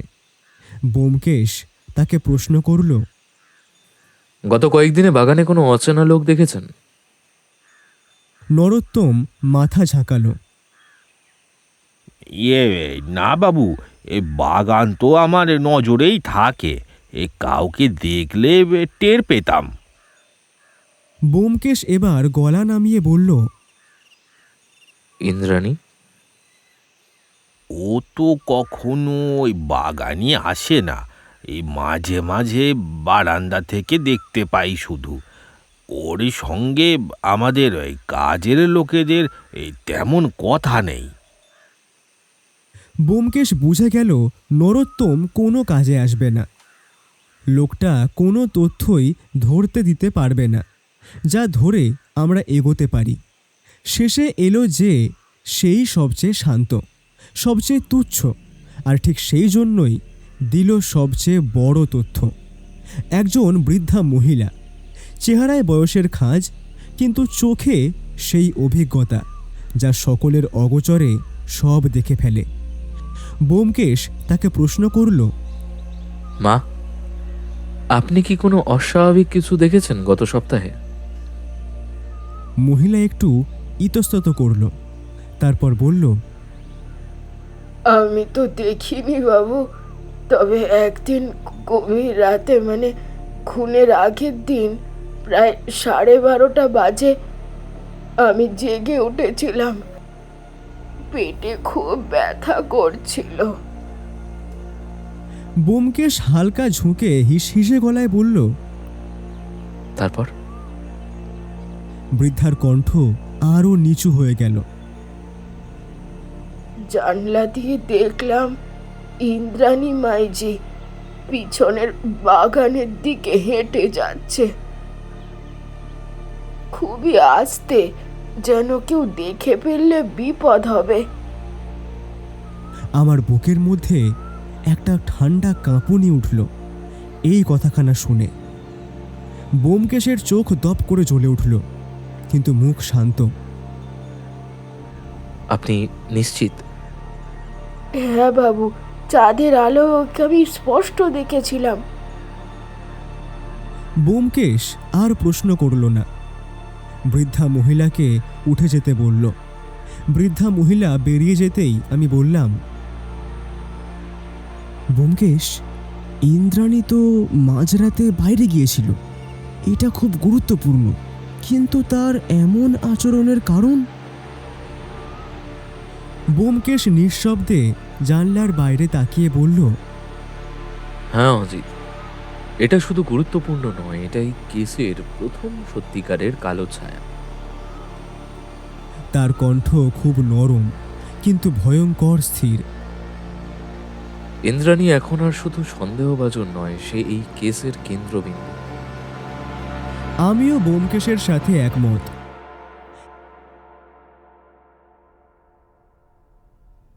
ইন্দ্রাণীকে ডাকা হলো বিকেলের দিকে। এখন ত্রিবেদী সাহেব নেই। ঘর জুড়ে নরম আলো, হাওয়ায় ধূপের গন্ধ। ব্যোমকেশ যেন ইচ্ছে করেই পরিবেশটা খুব শান্ত রেখেছে। এমনকি জানলার পাশে বসে রইল যাতে কথা হয় প্রায় পারিবারিক ভঙ্গিতে। ইন্দ্রাণী ঘরে ঢুকল মাথা নত করে। চোখে কোনো ভয় নেই, বরং শান্ত, অবজ্ঞাহীন একটা স্বভাবসুলভ কঠোরতা। চেয়ারে বসল খুব ধীরে, যেন নিজের প্রতিটা আচরণ সে নিয়ন্ত্রণ করে। ব্যোমকেশ মৃদু হাসল। তার প্রশ্নের ভঙ্গি ছিল এমন রকম, না খোঁচা, না ফাঁদ, না চাপ, শুধুই বাড়ির মেয়ের সাথে আলাপ এর মতো। ইন্দ্রাণী, তোমাদের বাড়ির পরিবেশ তো শান্তই, কিন্তু তোমাদের সবাইকে দেখে মনে হলো যেন সবাই একে অন্যের চেয়ে অনেক দূরে দূরে থাকে। এটা কি ঠিক? ইন্দ্রাণী একটু হাসল, সেই চাপা ভদ্র হাসি। আসলে মানে এই বাড়ি এরকমই, সবাই নিজের মতোই থাকে। আমি তো এখানে ছোটবেলা থেকেই সম্পর্কগুলো আসলে বলতে গেলে খুব পারফর্মেটিভ, আনুষ্ঠানিক। দেখলাম তার চোখের কোণ একটু অশ্রুস্নাত। ব্যোমকেশ খুব ধীরে মাথা নেড়ে বলল, সুমিত কেমন? ইন্দ্রাণীর ঠোঁট সামান্য কেঁপে উঠল। সে এবার বলল, ভালো, তবে ব্যস্ত। মানে ব্যবসা নিয়ে মাথা ঘামায়। আমার সাথে এখন কমই কথা হয় দাদার। আর রমিত? রমিত একটু তিরিক্ষে স্বভাবের। সবাই তাকে ভয় পায় একটু। তবে হ্যাঁ, আমার সঙ্গে কথা কমই বলে। ব্যোমকেশ লক্ষ্য করল নামগুলো বলার সময় ইন্দ্রাণী মুখে বেশ নিয়ন্ত্রণ রাখছে, কিন্তু চোখ দুটোতে একটা হালকা বিরক্তি স্পষ্ট। এইবার ব্যোমকেশ আসল জায়গার দিকে সরে গেল, তাও এত কোমলভাবে যে ও বুঝতেই পারল না। প্রমিতবাবু তোমাকে খুব পছন্দ করতেন, তাই না? ইন্দ্রাণীর চোখ একবার জ্বলে উঠল, তারপর দ্রুত শান্ত হয়ে গেল। হ্যাঁ, জেঠু আমাকে মেয়ের মতোই দেখতেন। আমি পড়াশোনা করতাম, ওইটুকুই ওনার খুশির কারণ ছিল। উনি চাইতেন আমি চাকরি করি, নিজের পায়ে দাঁড়াই। ব্যোমকেশ মাথা নোয়ালো, তারপর বলল, খুব ভালো মানুষ ছিলেন, তাই না? ইন্দ্রাণী গলায় একটু ভারী করে বলল, হ্যাঁ, ছিলেন। খুব ভালো মানুষ ছিলেন। উনি কাউকে কষ্ট দিতে পারতেন না। ব্যোমকেশ তার কণ্ঠের অনুভূতি মেপে নিল। শোক সত্যি, কিন্তু তার সঙ্গে আর একটা আবরণ, দূরত্বের, সংযমের। ব্যোমকেশ জানত এটাই সবচেয়ে সূক্ষ্ম প্রশ্ন। এটা সরাসরি করতে নেই, তাই সে সেটা ছুঁড়ে দিল এমনভাবে যেন কথার মাঝেই উঠে এসেছে। আচ্ছা, প্রমিতবাবু কি কখনো বলেছিলেন তোমাদের ভবিষ্যৎ কিভাবে সাজানো থাকবে? মানে সম্পত্তির ভাগটা, কোনো উইল, ছেলেমেয়ের ভবিষ্যতের কথা তিনি তো ভাবতেন নিশ্চয়ই, তাই না? ইন্দ্রাণী অবাক না হয়ে শুধু একটু থমকালো, শ্বাস নিল ধীরে। না, অন্তত আমাকে কিছু বলেননি। জেঠুর ধন সম্পত্তির বিষয়ে তিনি কখনো সামনে কথা তুলতেন না। উনি বেশি ভাবতেন বাড়ির শান্তি নিয়ে আর ব্যবসা নিয়ে। বাকি সব নিয়ে উনি একেবারেই উদাসীন। ব্যোমকেশ যেন খুব স্বাভাবিকভাবে বলল, মানে উইল থাকলেও তুমি জানো না, তাই তো? জানি না। ব্যোমকেশ আর কিছুই বলল না, শুধু চোখ দিয়ে তথ্য টুকে রাখল মাথায়। ব্যোমকেশ এবার হাসল, তারপর যেন মজার ছলেই বলল,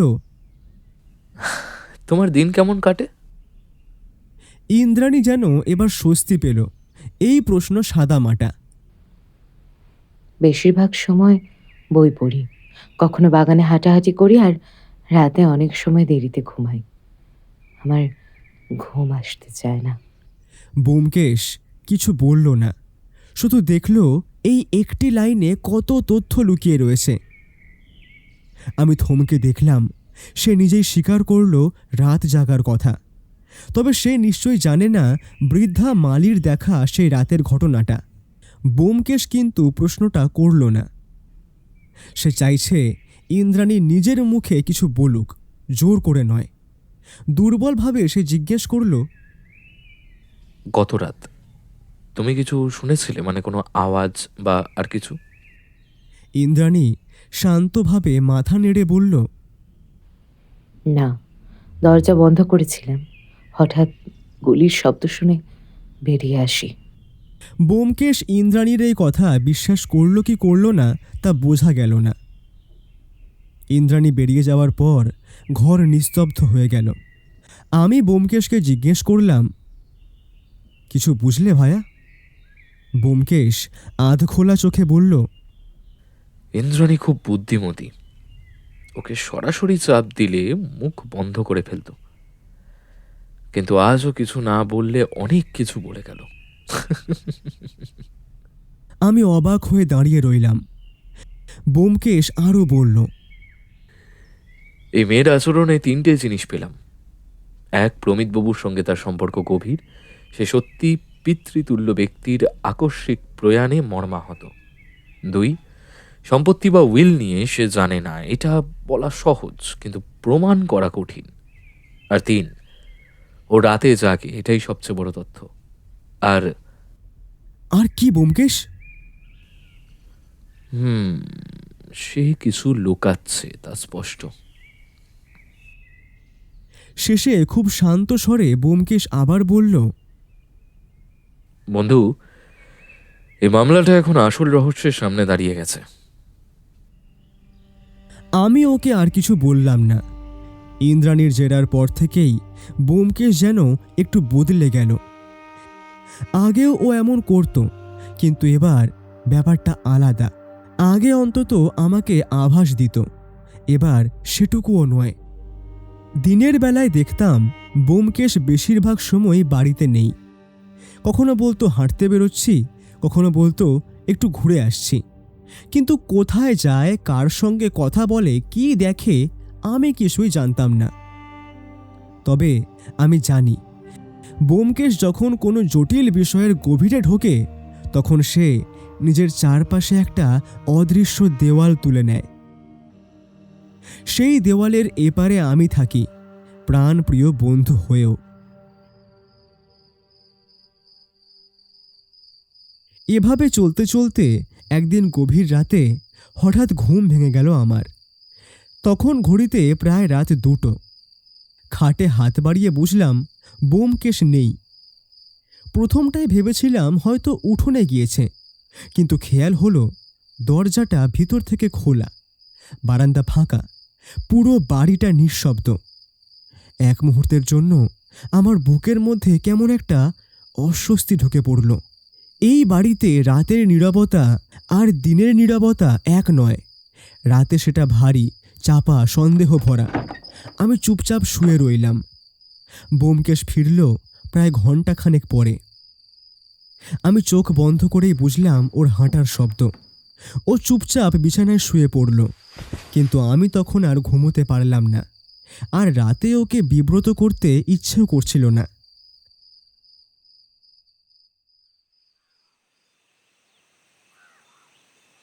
পরদিন সকালে চা খেতে খেতে আমি বললাম, তা ভায়া, রাতে কোথায় গিয়েছিলে? ব্যোমকেশ এক চুমুক চা খেলো, তারপর বলল, ঘুম আসছিল না ভাইয়া, তাই ওই একটু হাঁটতে গিয়েছিলাম। আমি ওর মুখের দিকে তাকালাম। এটা কেবল উত্তর, কিন্তু সত্যি নয়। আমি এবার মশকরা করে বললাম, এই বাড়িতে গভীর রাতে হাঁটতে যাওয়াটা নিরাপদ তো? ভয় পেলে তদন্ত করা যায় না। ভয়কে করিয়া জয়, আমরা আমরা আবার দেখিব নতুন সূর্যোদয়। এই বলে কথাটা সে ঘুরিয়ে দিল। আমি আর চাপ দিলাম না, কারণ আমি জানি চাপ দিলে ব্যোমকেশ আরও চুপ করে যায়। পরের কয়েকদিন ব্যোমকেশকে প্রায়ই বাইরে বাইরে থাকতে দেখলাম। কখনো বাজারের দিকে যায়, কখনো গ্রামের রাস্তা ধরে হাঁটে, কখনো আবার বাড়ির পিছনের দিকটায় ঘোরে। মাঝে মাঝে দেখতাম কোনো কাজের লোককে ডেকে 2-4টে সাধারণ প্রশ্ন করছে, যে এখানে কি রাতে কুকুর ডাকে, এই রাস্তা দিয়ে কারা আসে যায়, আগে এখানটায় কি ছিল। প্রশ্নগুলো শুনলে মনে হয় কিছুই না, কিন্তু আমি জানি ব্যোমকেশ কখনো অকারণে প্রশ্ন করে না। আমি লক্ষ্য করলাম সে ইচ্ছে করেই আমাকে এই সবের মধ্যে রাখছে না। আগে হলে রাতে ফিরে এসে বলতো, আজ একটা মজার জিনিস দেখেছি, কিন্তু এইবার কিছুই না। আমি বুঝে গেলাম ব্যোমকেশ এখন এমন একটা জায়গায় পৌঁছেছে যেখানে ভুল মানুষের কানে তথ্য গেলেই বিপদ। এই নীরবতাই তার প্রমাণ। একদিন বিকেলে আমি তাকে বললাম, কি ভাইয়া, কিছু বুঝছো? ব্যোমকেশ হেঁটে যেতে যেতে শুধু বলল, হ্যাঁ। কি? শুধু হ্যাঁ আবার কি? সে থামল, আমার দিকে তাকালো। তার চোখে সেই পরিচিত গভীরতা। সব নয়, কিন্তু যথেষ্ট বুঝেছি। এই 2 শব্দের মধ্যে এমন একটা ভার ছিল যা আর কিছু বলার প্রয়োজন রাখে না। আমি জানি এই মামলাটা এখন শেষের দিকে যাচ্ছে, আর শেষের দিকে গেলে ব্যোমকেশ এমনটাই হয়, একলা, নিঃশব্দ, ভয়ঙ্কর রকম নিশ্চিত। সে আমাকে কিচ্ছু বলছে না, মানে সে কাউকে আঘাত করতে যাচ্ছে, আর সেই আঘাতটা হবে নিখুঁত। আমি শুধু অপেক্ষা করছি, মনে ভরপুর উত্তেজনা। আরও 2 দিন এমন করেই কাটল।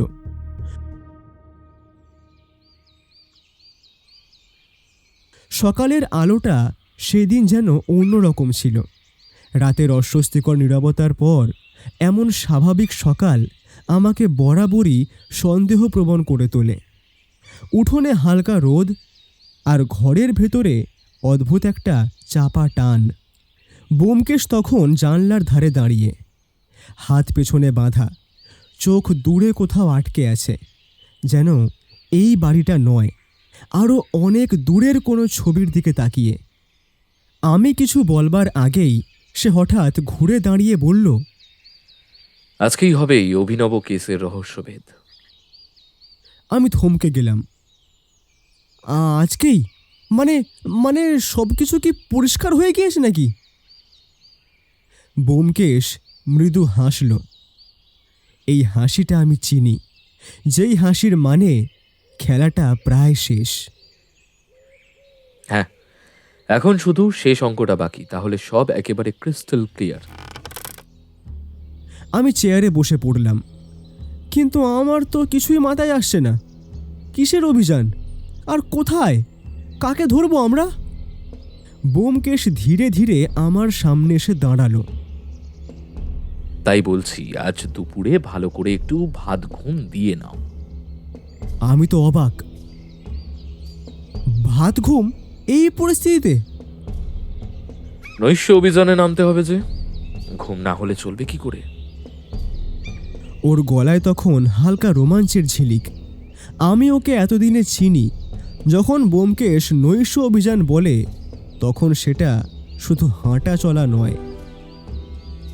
নৈশ অভিযান মানে ঠিক কি বলছো? তুমি কিন্তু আমাকে পুরো অন্ধকারে রেখে দিচ্ছ ভাইয়া। ব্যোমকেশ জানলার বাইরে তাকিয়ে বলল, সব প্রশ্নের উত্তর সময় মতো পাবে।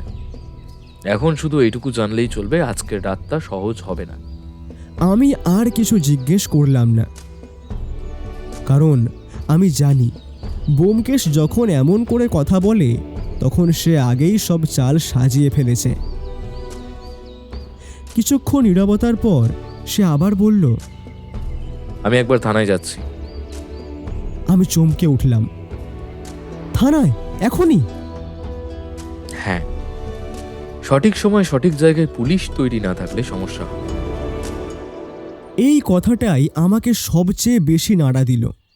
এর মানে আজ যা হতে চলেছে সেখানে কেবল যুক্তিতর্ক নয়, বিপদও আছে ভরপুর। ব্যোমকেশ চলে যাওয়ার পর ঘরটা হঠাৎ ফাঁকা ফাঁকা লাগলো।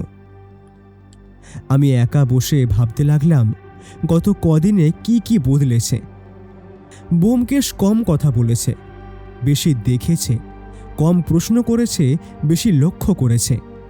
আমি বুঝলাম সে যাদেরকে সন্দেহের তালিকায় রেখেছিল তাদের প্রত্যেকের ভূমিকাই সে মেপে নিয়েছে। কিন্তু আসল খেলা যে অন্য কোথাও, সেটা সে কাউকেই বুঝতে দেয়নি। দুপুরে খেতে বসে দেখি ব্যোমকেশ নেই। আমি বাধ্য হয়ে তার বলে যাওয়া কথাই রাখলাম। ভাত খেয়ে একটু শুয়ে পড়লাম, কিন্তু ঘুম এলো না। চোখ বন্ধ করলেই মনে পড়ছিল, নৈশ অভিযান, পুলিশ তৈরি, সমস্যা হবে। এই শব্দগুলো কোনোভাবেই সাধারণ মনে হচ্ছিল না। বিকেলের দিকে ব্যোমকেশ ফিরল। মুখে কোনো ক্লান্তি নেই, বরং চোখে অদ্ভুত এক তৃপ্তি। কি, থানার কাজ হয়ে গিয়েছে? হ্যাঁ। তা পুলিশ জানে কি করতে হবে? ব্যোমকেশ কোটটা খুলতে খুলতে বলল, যতটা ওদের জানার দরকার ততটাই। আমি বুঝলাম পুলিশও এই খেলায় পুরো ছবি জানে না। ব্যোমকেশ কেবল তাদের ব্যবহার করছে সময় মতো। সন্ধ্যার পর আমরা দুজনেই চুপচাপ বসেছিলাম। ব্যোমকেশ বই হাতে নিলেও পড়ছিল না। আমি বারবার অধৈর্য হয়ে ঘড়ির দিকে তাকাচ্ছিলাম। রাত নামার সঙ্গে সঙ্গে বাতাস ভারী হয়ে উঠল। গ্রামের রাত শহরের মতো কোলাহল নেই, কিন্তু এই নিঃশব্দতা আরও ভয়ঙ্কর। হঠাৎ ব্যোমকেশ বলল, প্রস্তুত? আমি উঠে দাঁড়ালাম। বোকার মতো বললাম, কিসের জন্য?" ব্যোমকেশ আমার দিকে তাকালো, চোখে সেই পুরনো আগুন। আজকে সত্যি মিথ্যের মুখোমুখি লড়াই। আজ কেউ পার পাবে না। যা ফেসলা হবে সবার সামনেই হবে। আমি আর কিছু জিজ্ঞেস করলাম না, কারণ আমি জানি এই মুহূর্তের পর আর কোনো প্রশ্নের জায়গা নেই। এখন শুধু ঘটনা ঘটার অপেক্ষা। আমি শুধু এইটুকুই বুঝলাম, এই কেসটা ব্যোমকেশের কাছে আর ধাঁধা নয়, এটা এখন যেন একটা শিকার। আর শিকার ধরা পড়বেই আজ রাতের বেলায়।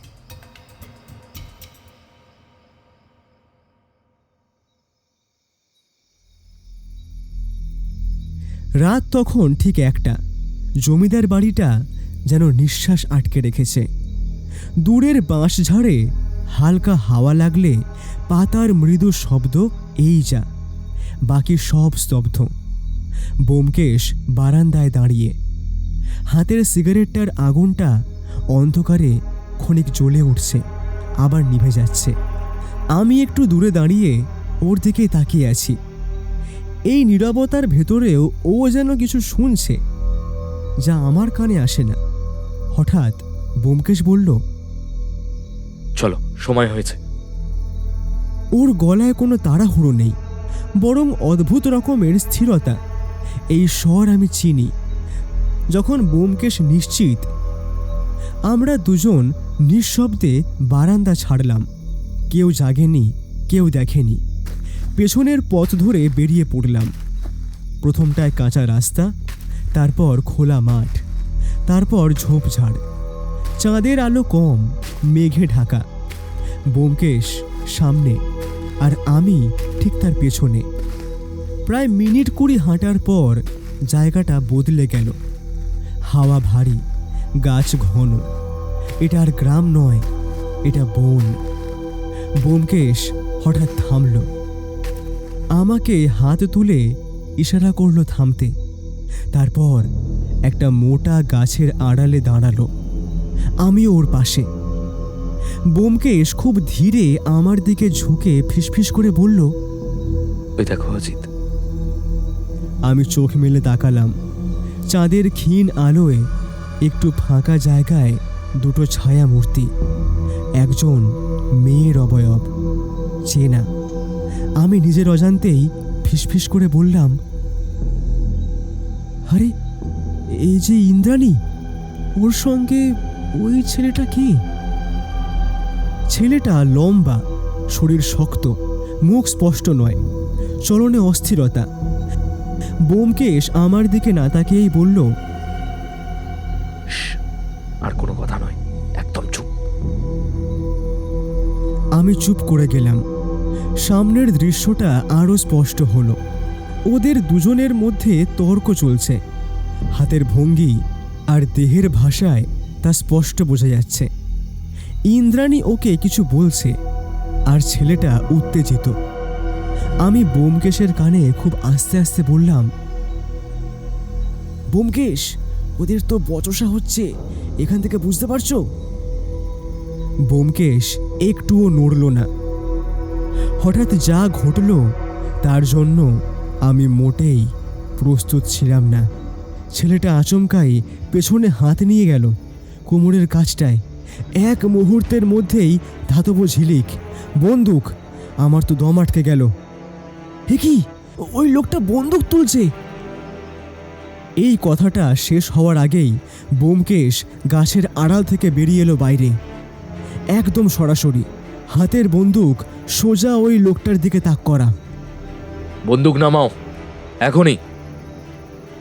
লোকটা চমকে গেল।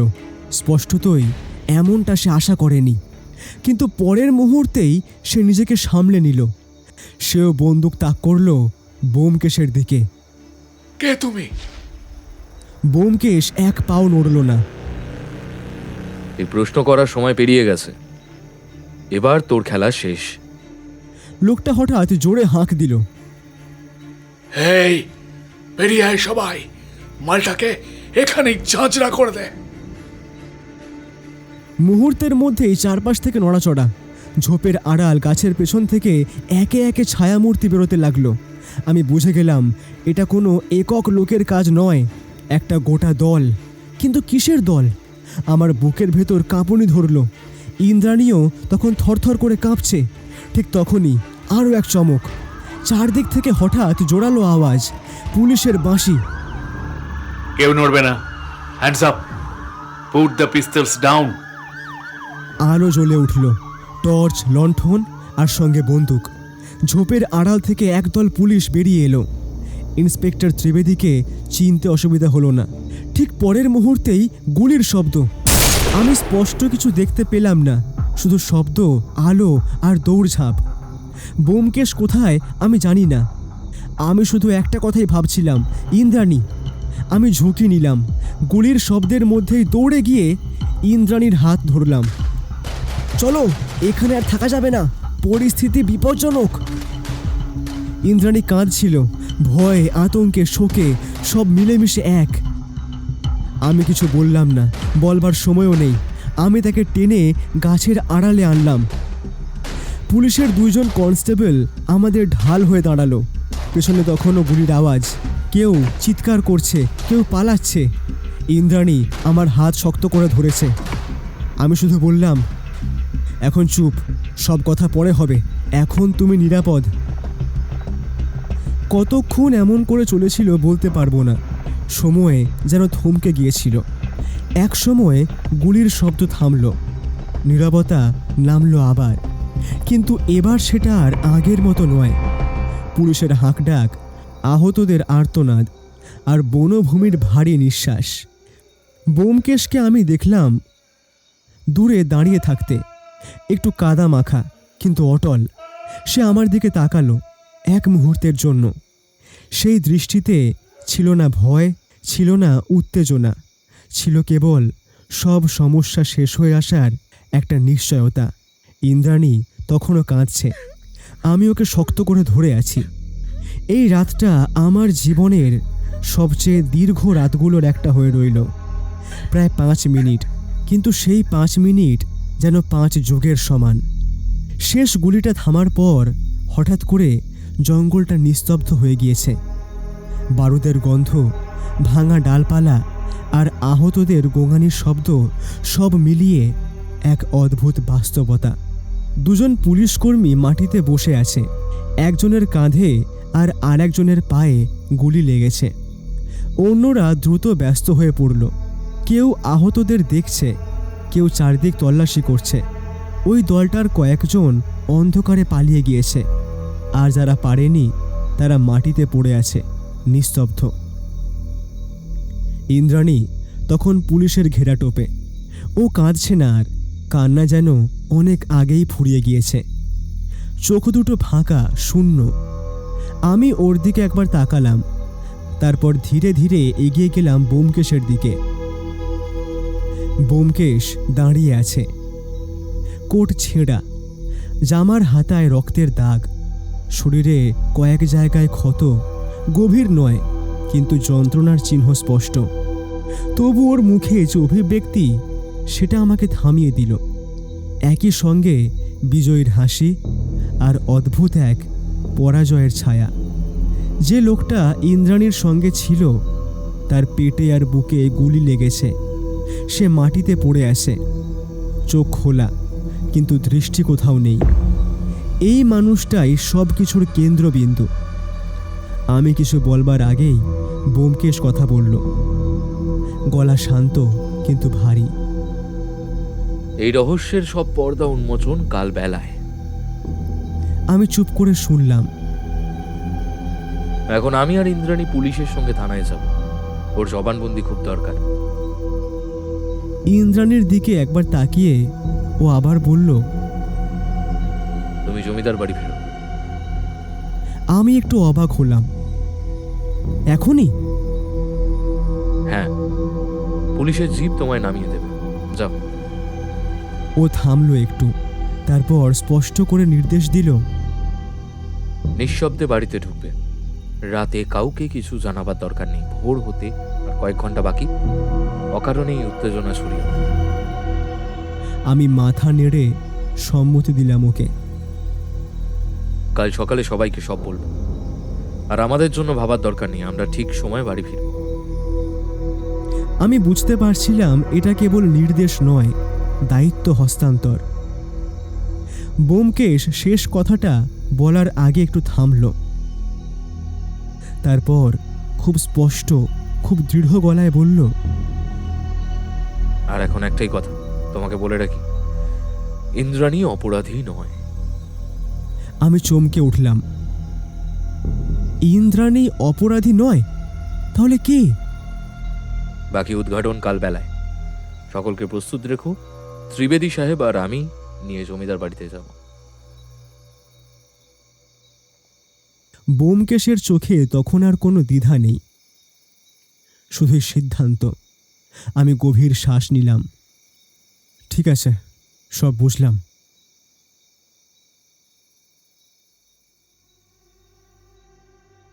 এই কথাটার মধ্যে আমার সব প্রশ্ন, সব আশঙ্কা, সব বিশ্বাস ঢুকেছিল। পুলিশের জিপে উঠতে উঠতে ব্যোমকেশ একবার পেছন ফিরে তাকালো। আমাদের চোখাচোখি হলো।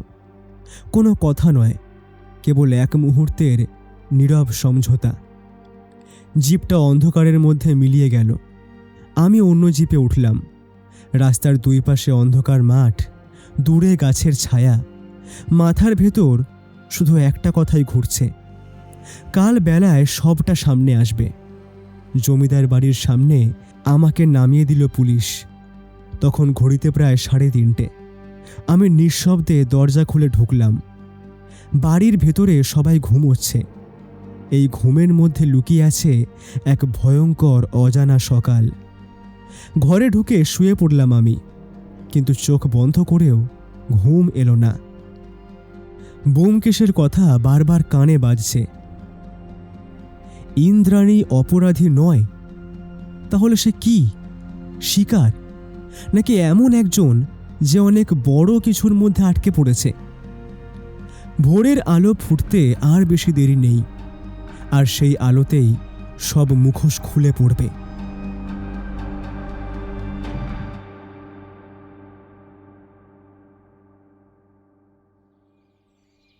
পরদিন ভোর ভোর উঠে বারান্দায় এসে দাঁড়ালাম। কুয়াশায় মোড়া চারদিক। বাড়িতে এখনও বিশেষ কেউ ওঠেনি। আমি মনে মনে একটু চিন্তিত ছিলাম যে কি করে সকলকে জানাবো বিষয়টা। তাছাড়া আরও একটা ব্যাপার আছে, আমি এখনও গোটা বিষয়টা জানি না। আর বিষয়টার মধ্যে যদি এমন কিছু থাকে যা জমিদার বাড়ির মানহানি করতে পারে, খুব সাবধানে এগোতে হবে। আরে, এই তো সমিত হাঁটছে না ওটা বাগানে? হ্যাঁ ঠিক, সমিতি তো।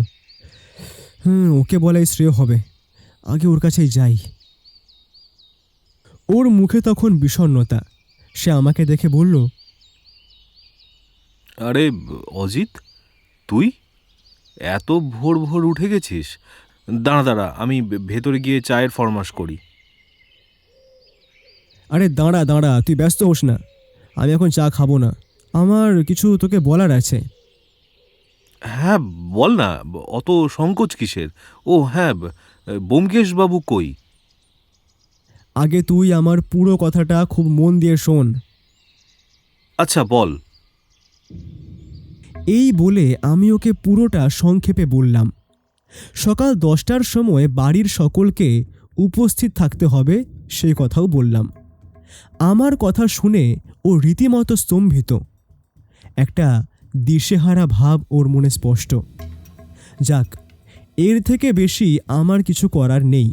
এবার ব্যোমকেশই এসে যা যা বলার বলবে। এখন আর মাত্র কয়েকটা ঘন্টার নীরব অপেক্ষা। সমিতির মাধ্যমেই বাড়ির বাকি সকলে খবর পাবে।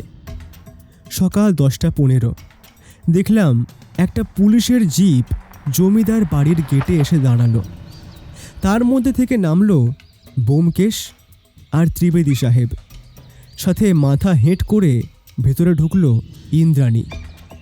রহস্যের পর্দা উন্মোচনের মূল ক্ষেত্র ছিল জমিদারের বৈঠকখানা। সেখানেই বাড়ির সবাই এখন উপস্থিত, সমিত, রমিত, সুজয়া, কুশলা আর আমি।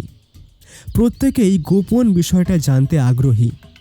কালকের রাতের ওই আকস্মিক অভিযান ও তার ভয়াবহ পরিণতিটা। আমি খেয়াল করলাম ইন্দ্রাণীর মুখ ভার, যেন সে ক্লান্ত, খুব ক্লান্ত। বোমকেশ এসেই একটা সিগারেট ধরালো, তারপর বলতে শুরু করলো। আজ আমরা সকলে এখানে মিলিত হয়েছি। কারণটা যদিও সুখকর নয়। এখনই হবে সেই বহু প্রশিক্ষিত কাজ, জমিদারের মৃত্যু রহস্যের কিনারা। ঠিক এই সময়ে আমার একটা কথা মনে পড়ে গেল। আচ্ছা, আমরা তো এই বর্তমানের আকস্মিকতায় মেতে, কিন্তু জমিদারকে যে মেরেছে সেগুলি কিভাবে, সেটাই তো আমাদের অজানা রয়ে গিয়েছে। আশা করি তার উত্তরও মিলবে। আমিও একটা সিগারেট ধরালাম। বাড়ির সকলেই খুব উত্তেজিত, এমনকি রমিতও হাত দিয়ে হাত চেপে বসে। বোমকেশ বলতে শুরু করলো। আজ থেকে ঠিক 5 দিন আগের সেই অভিশপ্ত রাত। ঘটনাস্থল এ বাড়ির লাইব্রেরি ঘর।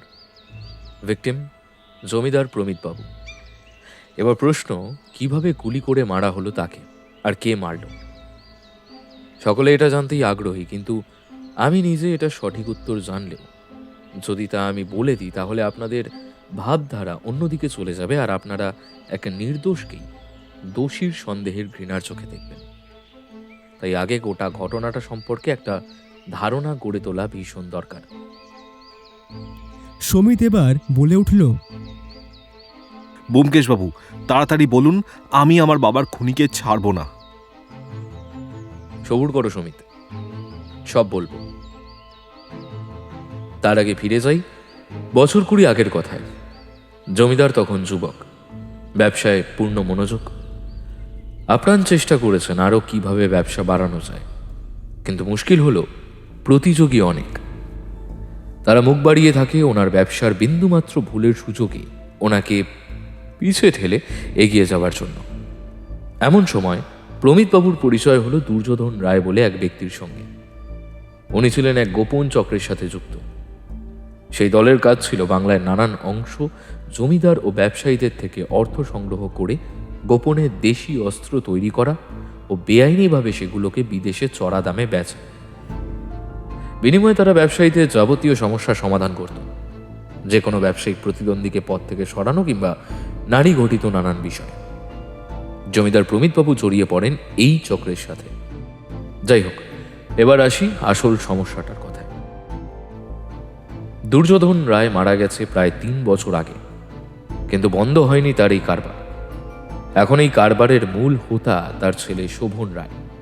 এখন জমিদারের বয়স হয়েছে, ব্যবসা ক্ষেত্রে থাকে ম্যানেজাররা। বড় ছেলে ভালোভাবেই প্রতিষ্ঠিত, ছোট ছেলেও একটা ছোট ব্যবসা করছে। সুতরাং সেভাবে আর তার কেউ নেই। তাই শোভন মাসখানেক আগে তার বাড়িতে এলে জমিদার ওই দলের সঙ্গে সম্পর্ক ছিন্ন করার সিদ্ধান্ত জানান। শোভন যথারীতি খুব অসুখী হয়। সে জমিদারকে খুনের হুমকিও দিয়েছিল। সেই নিয়েই জমিদার চিন্তিত ছিলেন খুব সম্ভবত। আর এই কথা তিনি কাউকে বলতেও পারছিলেন না, কারণ তা জানাজানি হলে তার প্রতিমূর্তি কলঙ্কিত হবে। কিন্তু ব্যোমকেশবাবু, আপনি এত কিছু জানলেন কিভাবে? এবার আসি সেই প্রসঙ্গেই। এই শোভন রায়কে আপনারা হয়তো দেখেছেন এ বাড়িতেই, কিন্তু কোনো ব্যবসায়িক কর্মী বা জমিদার মশাইয়ের পরিচিত ভেবে অতটা অমল দেননি। এবার একটা গুরুত্বপূর্ণ অংশ। প্রায় 2.5 বছর, হ্যাঁ ঠিক, এত লম্বা একটা সময় ধরে ইন্দ্রাণীর সঙ্গে শোভনের ভালোবাসার সম্পর্ক গড়ে ওঠে। ইন্দ্রাণী শোভনের প্রকৃত পরিচয় জানত, শোভনই জানায়। ইন্দ্রাণী প্রায় রাতে খুব গোপনে আর সন্তর্পণে তার প্রেমিকের সঙ্গে দেখা করতে দক্ষিণের গভীর জঙ্গলের তাদের গোপন ডেরায় যেত। না, এটাকে আপনারা অন্যভাবে নেবেন না। ওদের মধ্যে নিছক ভালোবাসা ছিল, কোনো শারীরিক সম্পর্ক নয়। কিন্তু ইন্দ্রাণী, এরপর কিছুটা তুমি বলো, আমি ধরিয়ে দেবো যদি কিছু বাদ যায়। আমি দেখলাম ইন্দ্রাণী মাথা হেঁট করে চুপ করে বসে, তারপর মৃদু স্বরে বলতে শুরু করলো। হ্যাঁ, শোভনকে আমি ভালোবাসতাম, তার সাথে দেখা করতাম, কিন্তু কিন্তু ঠিক 1 মাস আগে সে আমায় জানায় জেঠুর সাথে ওর ঝামেলা হয়েছে। সে চায় আমায় নিয়ে পালিয়ে বিয়ে করতে। আমি তাতে রাজি হইনি, কারণ আমি জেঠুর কাছে মানুষ হয়েছি। উনি আমার ত্রাতা, ওনার সম্মানহানি আমি হতে দিতে পারি না। তাই আমি ওকে মানা করে দিই, কিন্তু ও তারপরেও আমাকে দেখতে আসতো, বাড়ির পিছনে অপেক্ষা করতো। আমি বের হতাম না। জেঠুর খুনের দিন সে বিকালে আমাকে দেখতে আসে, আমাকে বলে আর কোনো চিন্তা নেই, সব সমাধান হয়ে গেছে, এবার এবার আমরা অনায়াসে বিয়ে করতে পারি। হ্যাঁ, আমি বুঝিও নি ও কি বলতে চাইছিল তখন, কিন্তু সেই দিনই হঠাৎ করে জেঠুর ওভাবে খুন হওয়া, আমি খুব ভেঙে পড়ি। আমার সন্দেহ হয় শোভনকেই শোভনকেই আ- আ- আমি আমি আমি সে কথা কাউকে কাউকে বলতে পারিনি। বিষয়টা নিয়ে নিশ্চিন্ত হতে আমি আমি 2 দিন পরে রাতে গোপনে ওর সাথে দেখা করতে যাই। এবার ব্যোমকেশ ওকে থামিয়ে দিল, তারপরে গম্ভীরভাবে বলল। এখান থেকেই মূল ঘটনায় আমার প্রবেশ। আমার রাতে ঘুম না আসায় আমি বারান্দায় দাঁড়িয়েছিলাম। আমি ইন্দ্রাণীকে দেখতে পাই যে সে কোথাও একটা যাচ্ছে। আমি ওকে অনুসরণ করলাম, আর সেখান থেকেই শোভনের ডেরার খোঁজ পাওয়া গেল। তারপর থেকে আমি গোপনে ওদের গতিবিধির উপর নজর রাখছিলাম। যদিও সেই ইন্দ্রাণীর কাছে স্বীকার করে যে সেই জমিদারের হত্যাকারী। ইন্দ্রাণী সেই রাতে কিছু বলতে পারেনি শোভনকে, সে ঘৃণায় আর লজ্জায় কাঠ হয়ে গেছিল। আমি জানতাম গত রাত্রেই ইন্দ্রাণী আবার শোভনের কাছে যাবার কথা। আমার মনে হয়েছিল ইন্দ্রাণী শোভনের সাথে সব সম্পর্ক ছিন্ন করবে, আর আমি এটাও জানতাম যে শোভনের পরিকল্পনা ভালো নয়। ইন্দ্রাণী ওখানে গেলে ইন্দ্রাণীকে খুন করবে সে। তার দলের লোকেদেরও একই কথা বলা হয়েছিল। আর এখান থেকেই আমার গত রাতের নৈশ অভিযানের প্লট নির্মাণ। শোভন ইন্দ্রাণীকে গুলি করার জন্য বন্দুক বার করার প্রয়াস করতেই পুলিশ ও আমি যৌথভাবে ওই দলের ওপর সরাসরি আক্রমণ করি। আর দুঃখের সাথে বলছি, শোভন ঘটনাস্থলেই মারা গেছে। ইন্দ্রাণী হাউ হাউ করে কাঁদছে, তার বৌদিরা তাকে সামলানোর চেষ্টা করছে সর্বত্রভাবে। সমিত এবার বলল। কাঁদিস না ইন্দ্রাণী, তুই দোষী নোস, তুই ফাঁদে পড়ে গেছিলি, তোকে আমরা ভুল বুঝছি না, শান্ত হ। কিন্তু ব্যোমকেশ বাবু, তাহলে বাবাকে খুন কিভাবে করলো ওই শোভন রায়? এইবার এই মোক্ষম প্রশ্ন। জানলা বন্ধ, দরজা ভেতর থেকে বন্ধ, অথচ গুলি চলেছে, আর খুনি ভেতরে নেই। আপাতভাবে অসম্ভব লাগে, কিন্তু একটু ভেবে দেখলে বোঝা যায় গুলি চালানোর একটা রাস্তা আমরা নজরে আনিনি। ঘরের ঘুলঘুলি, কিন্তু ওখানে খুনি উঠল কেমন করে, তাই তো? মই না, মই হলে দাগ থাকতো। আমি অনেক পর্যবেক্ষণ করে বুঝলাম খুনি ওই ঘুলঘুলির কাছে পৌঁছতে বট গাছের ওপরে চড়ে গেছে। হ্যাঁ, ভালো করে ভেবে দেখবেন, ওই গাছের একটা মোটা ডাল ওই লাইব্রেরি ঘরের ঘুলঘুলির কাছে থেমেছে। হ্যাঁ, শোভনের নিশানা চমৎকার। সে ওইখান থেকে একবারের চেষ্টাতেই জমিদার প্রমিত বাবুর মাথায় গুলি চালায়। কিন্তু এটা আর প্রমাণ করা এখন সম্ভব নয়। সমিতের চোখে এবার জল, রমিত উদাস। বাড়ির 2 বউয়ের আঁখিও অশ্রুস্নাত। ইন্দ্রাণী বিহবল দৃষ্টে চেয়ে আছে। এখন সব স্বচ্ছ, আর কোনো প্রশ্ন নেই। নিজের জীবন নিয়ে শঙ্কায় ছিলেন বলেই জমিদার সমিতের মাধ্যমে আমাদের ডেকে পাঠান, কিন্তু তার আগেই সব শেষ। কাঞ্চনপুরের এই রহস্য অত্যন্ত বেদনাদায়ক। যদিও জমিদার নিজেও ধোঁয়া তুলসী পাতা ছিলেন না, বাইরে থেকে উনি সজ্জন ও দানশীল, অথচ ভেতর ভেতর নিষ্ঠুর। আসলে এটাই জগতের বৃহত্তম বিস্ময়। মানুষের মনের গোপন কোণায় কোন হিংস্র পাশবিক বৃত্তি লুকিয়ে আছে তা আমরা জানি না, আর তাই এই পৃথিবীটাকে সুন্দর লাগে। তাই তো বারে বারে বলি, কার ভিতরে কি লুকোনো জানি না বলেই মন থামে। অচেনা চোখে ভাসে গল্প অজানা কথার নামে। সব যদি আগে জানা যেত, বিস্ময় হারাতো রং। প্রশ্নের ফাঁকে বাঁচে আসা নীরবতার ঢং। ভুল বোঝার মাঝেই জন্ম নেয় বিশ্বাসের আলো। না পাওয়ার বুকের ভেতরেই লুকিয়ে থাকে ভালো। এই অজানাই পৃথিবীকে রাখে এত আপন। রহস্যেই মোড়া মানুষ, সেখানেই প্রেমের ধন। হয়তো নিজের পাপের শাস্তি জমিদার আর শোভন দুজনেই পেল। যাক, এখানে আমাদের আর কাজ নেই, এবার ফিরবার পালা। আমরা রওনা দেওয়ার আগে হঠাৎ সমিত আমাদের ডাকল, হাতে দিল একটা ধাতব বাক্স। পরে বাড়ি ফিরে এসে ওটা খুলে দেখেছিলাম, তাতে আছে একটা অষ্টধাতুর মূর্তি। হ্যাঁ, আমাদের পরম প্রাপ্তি।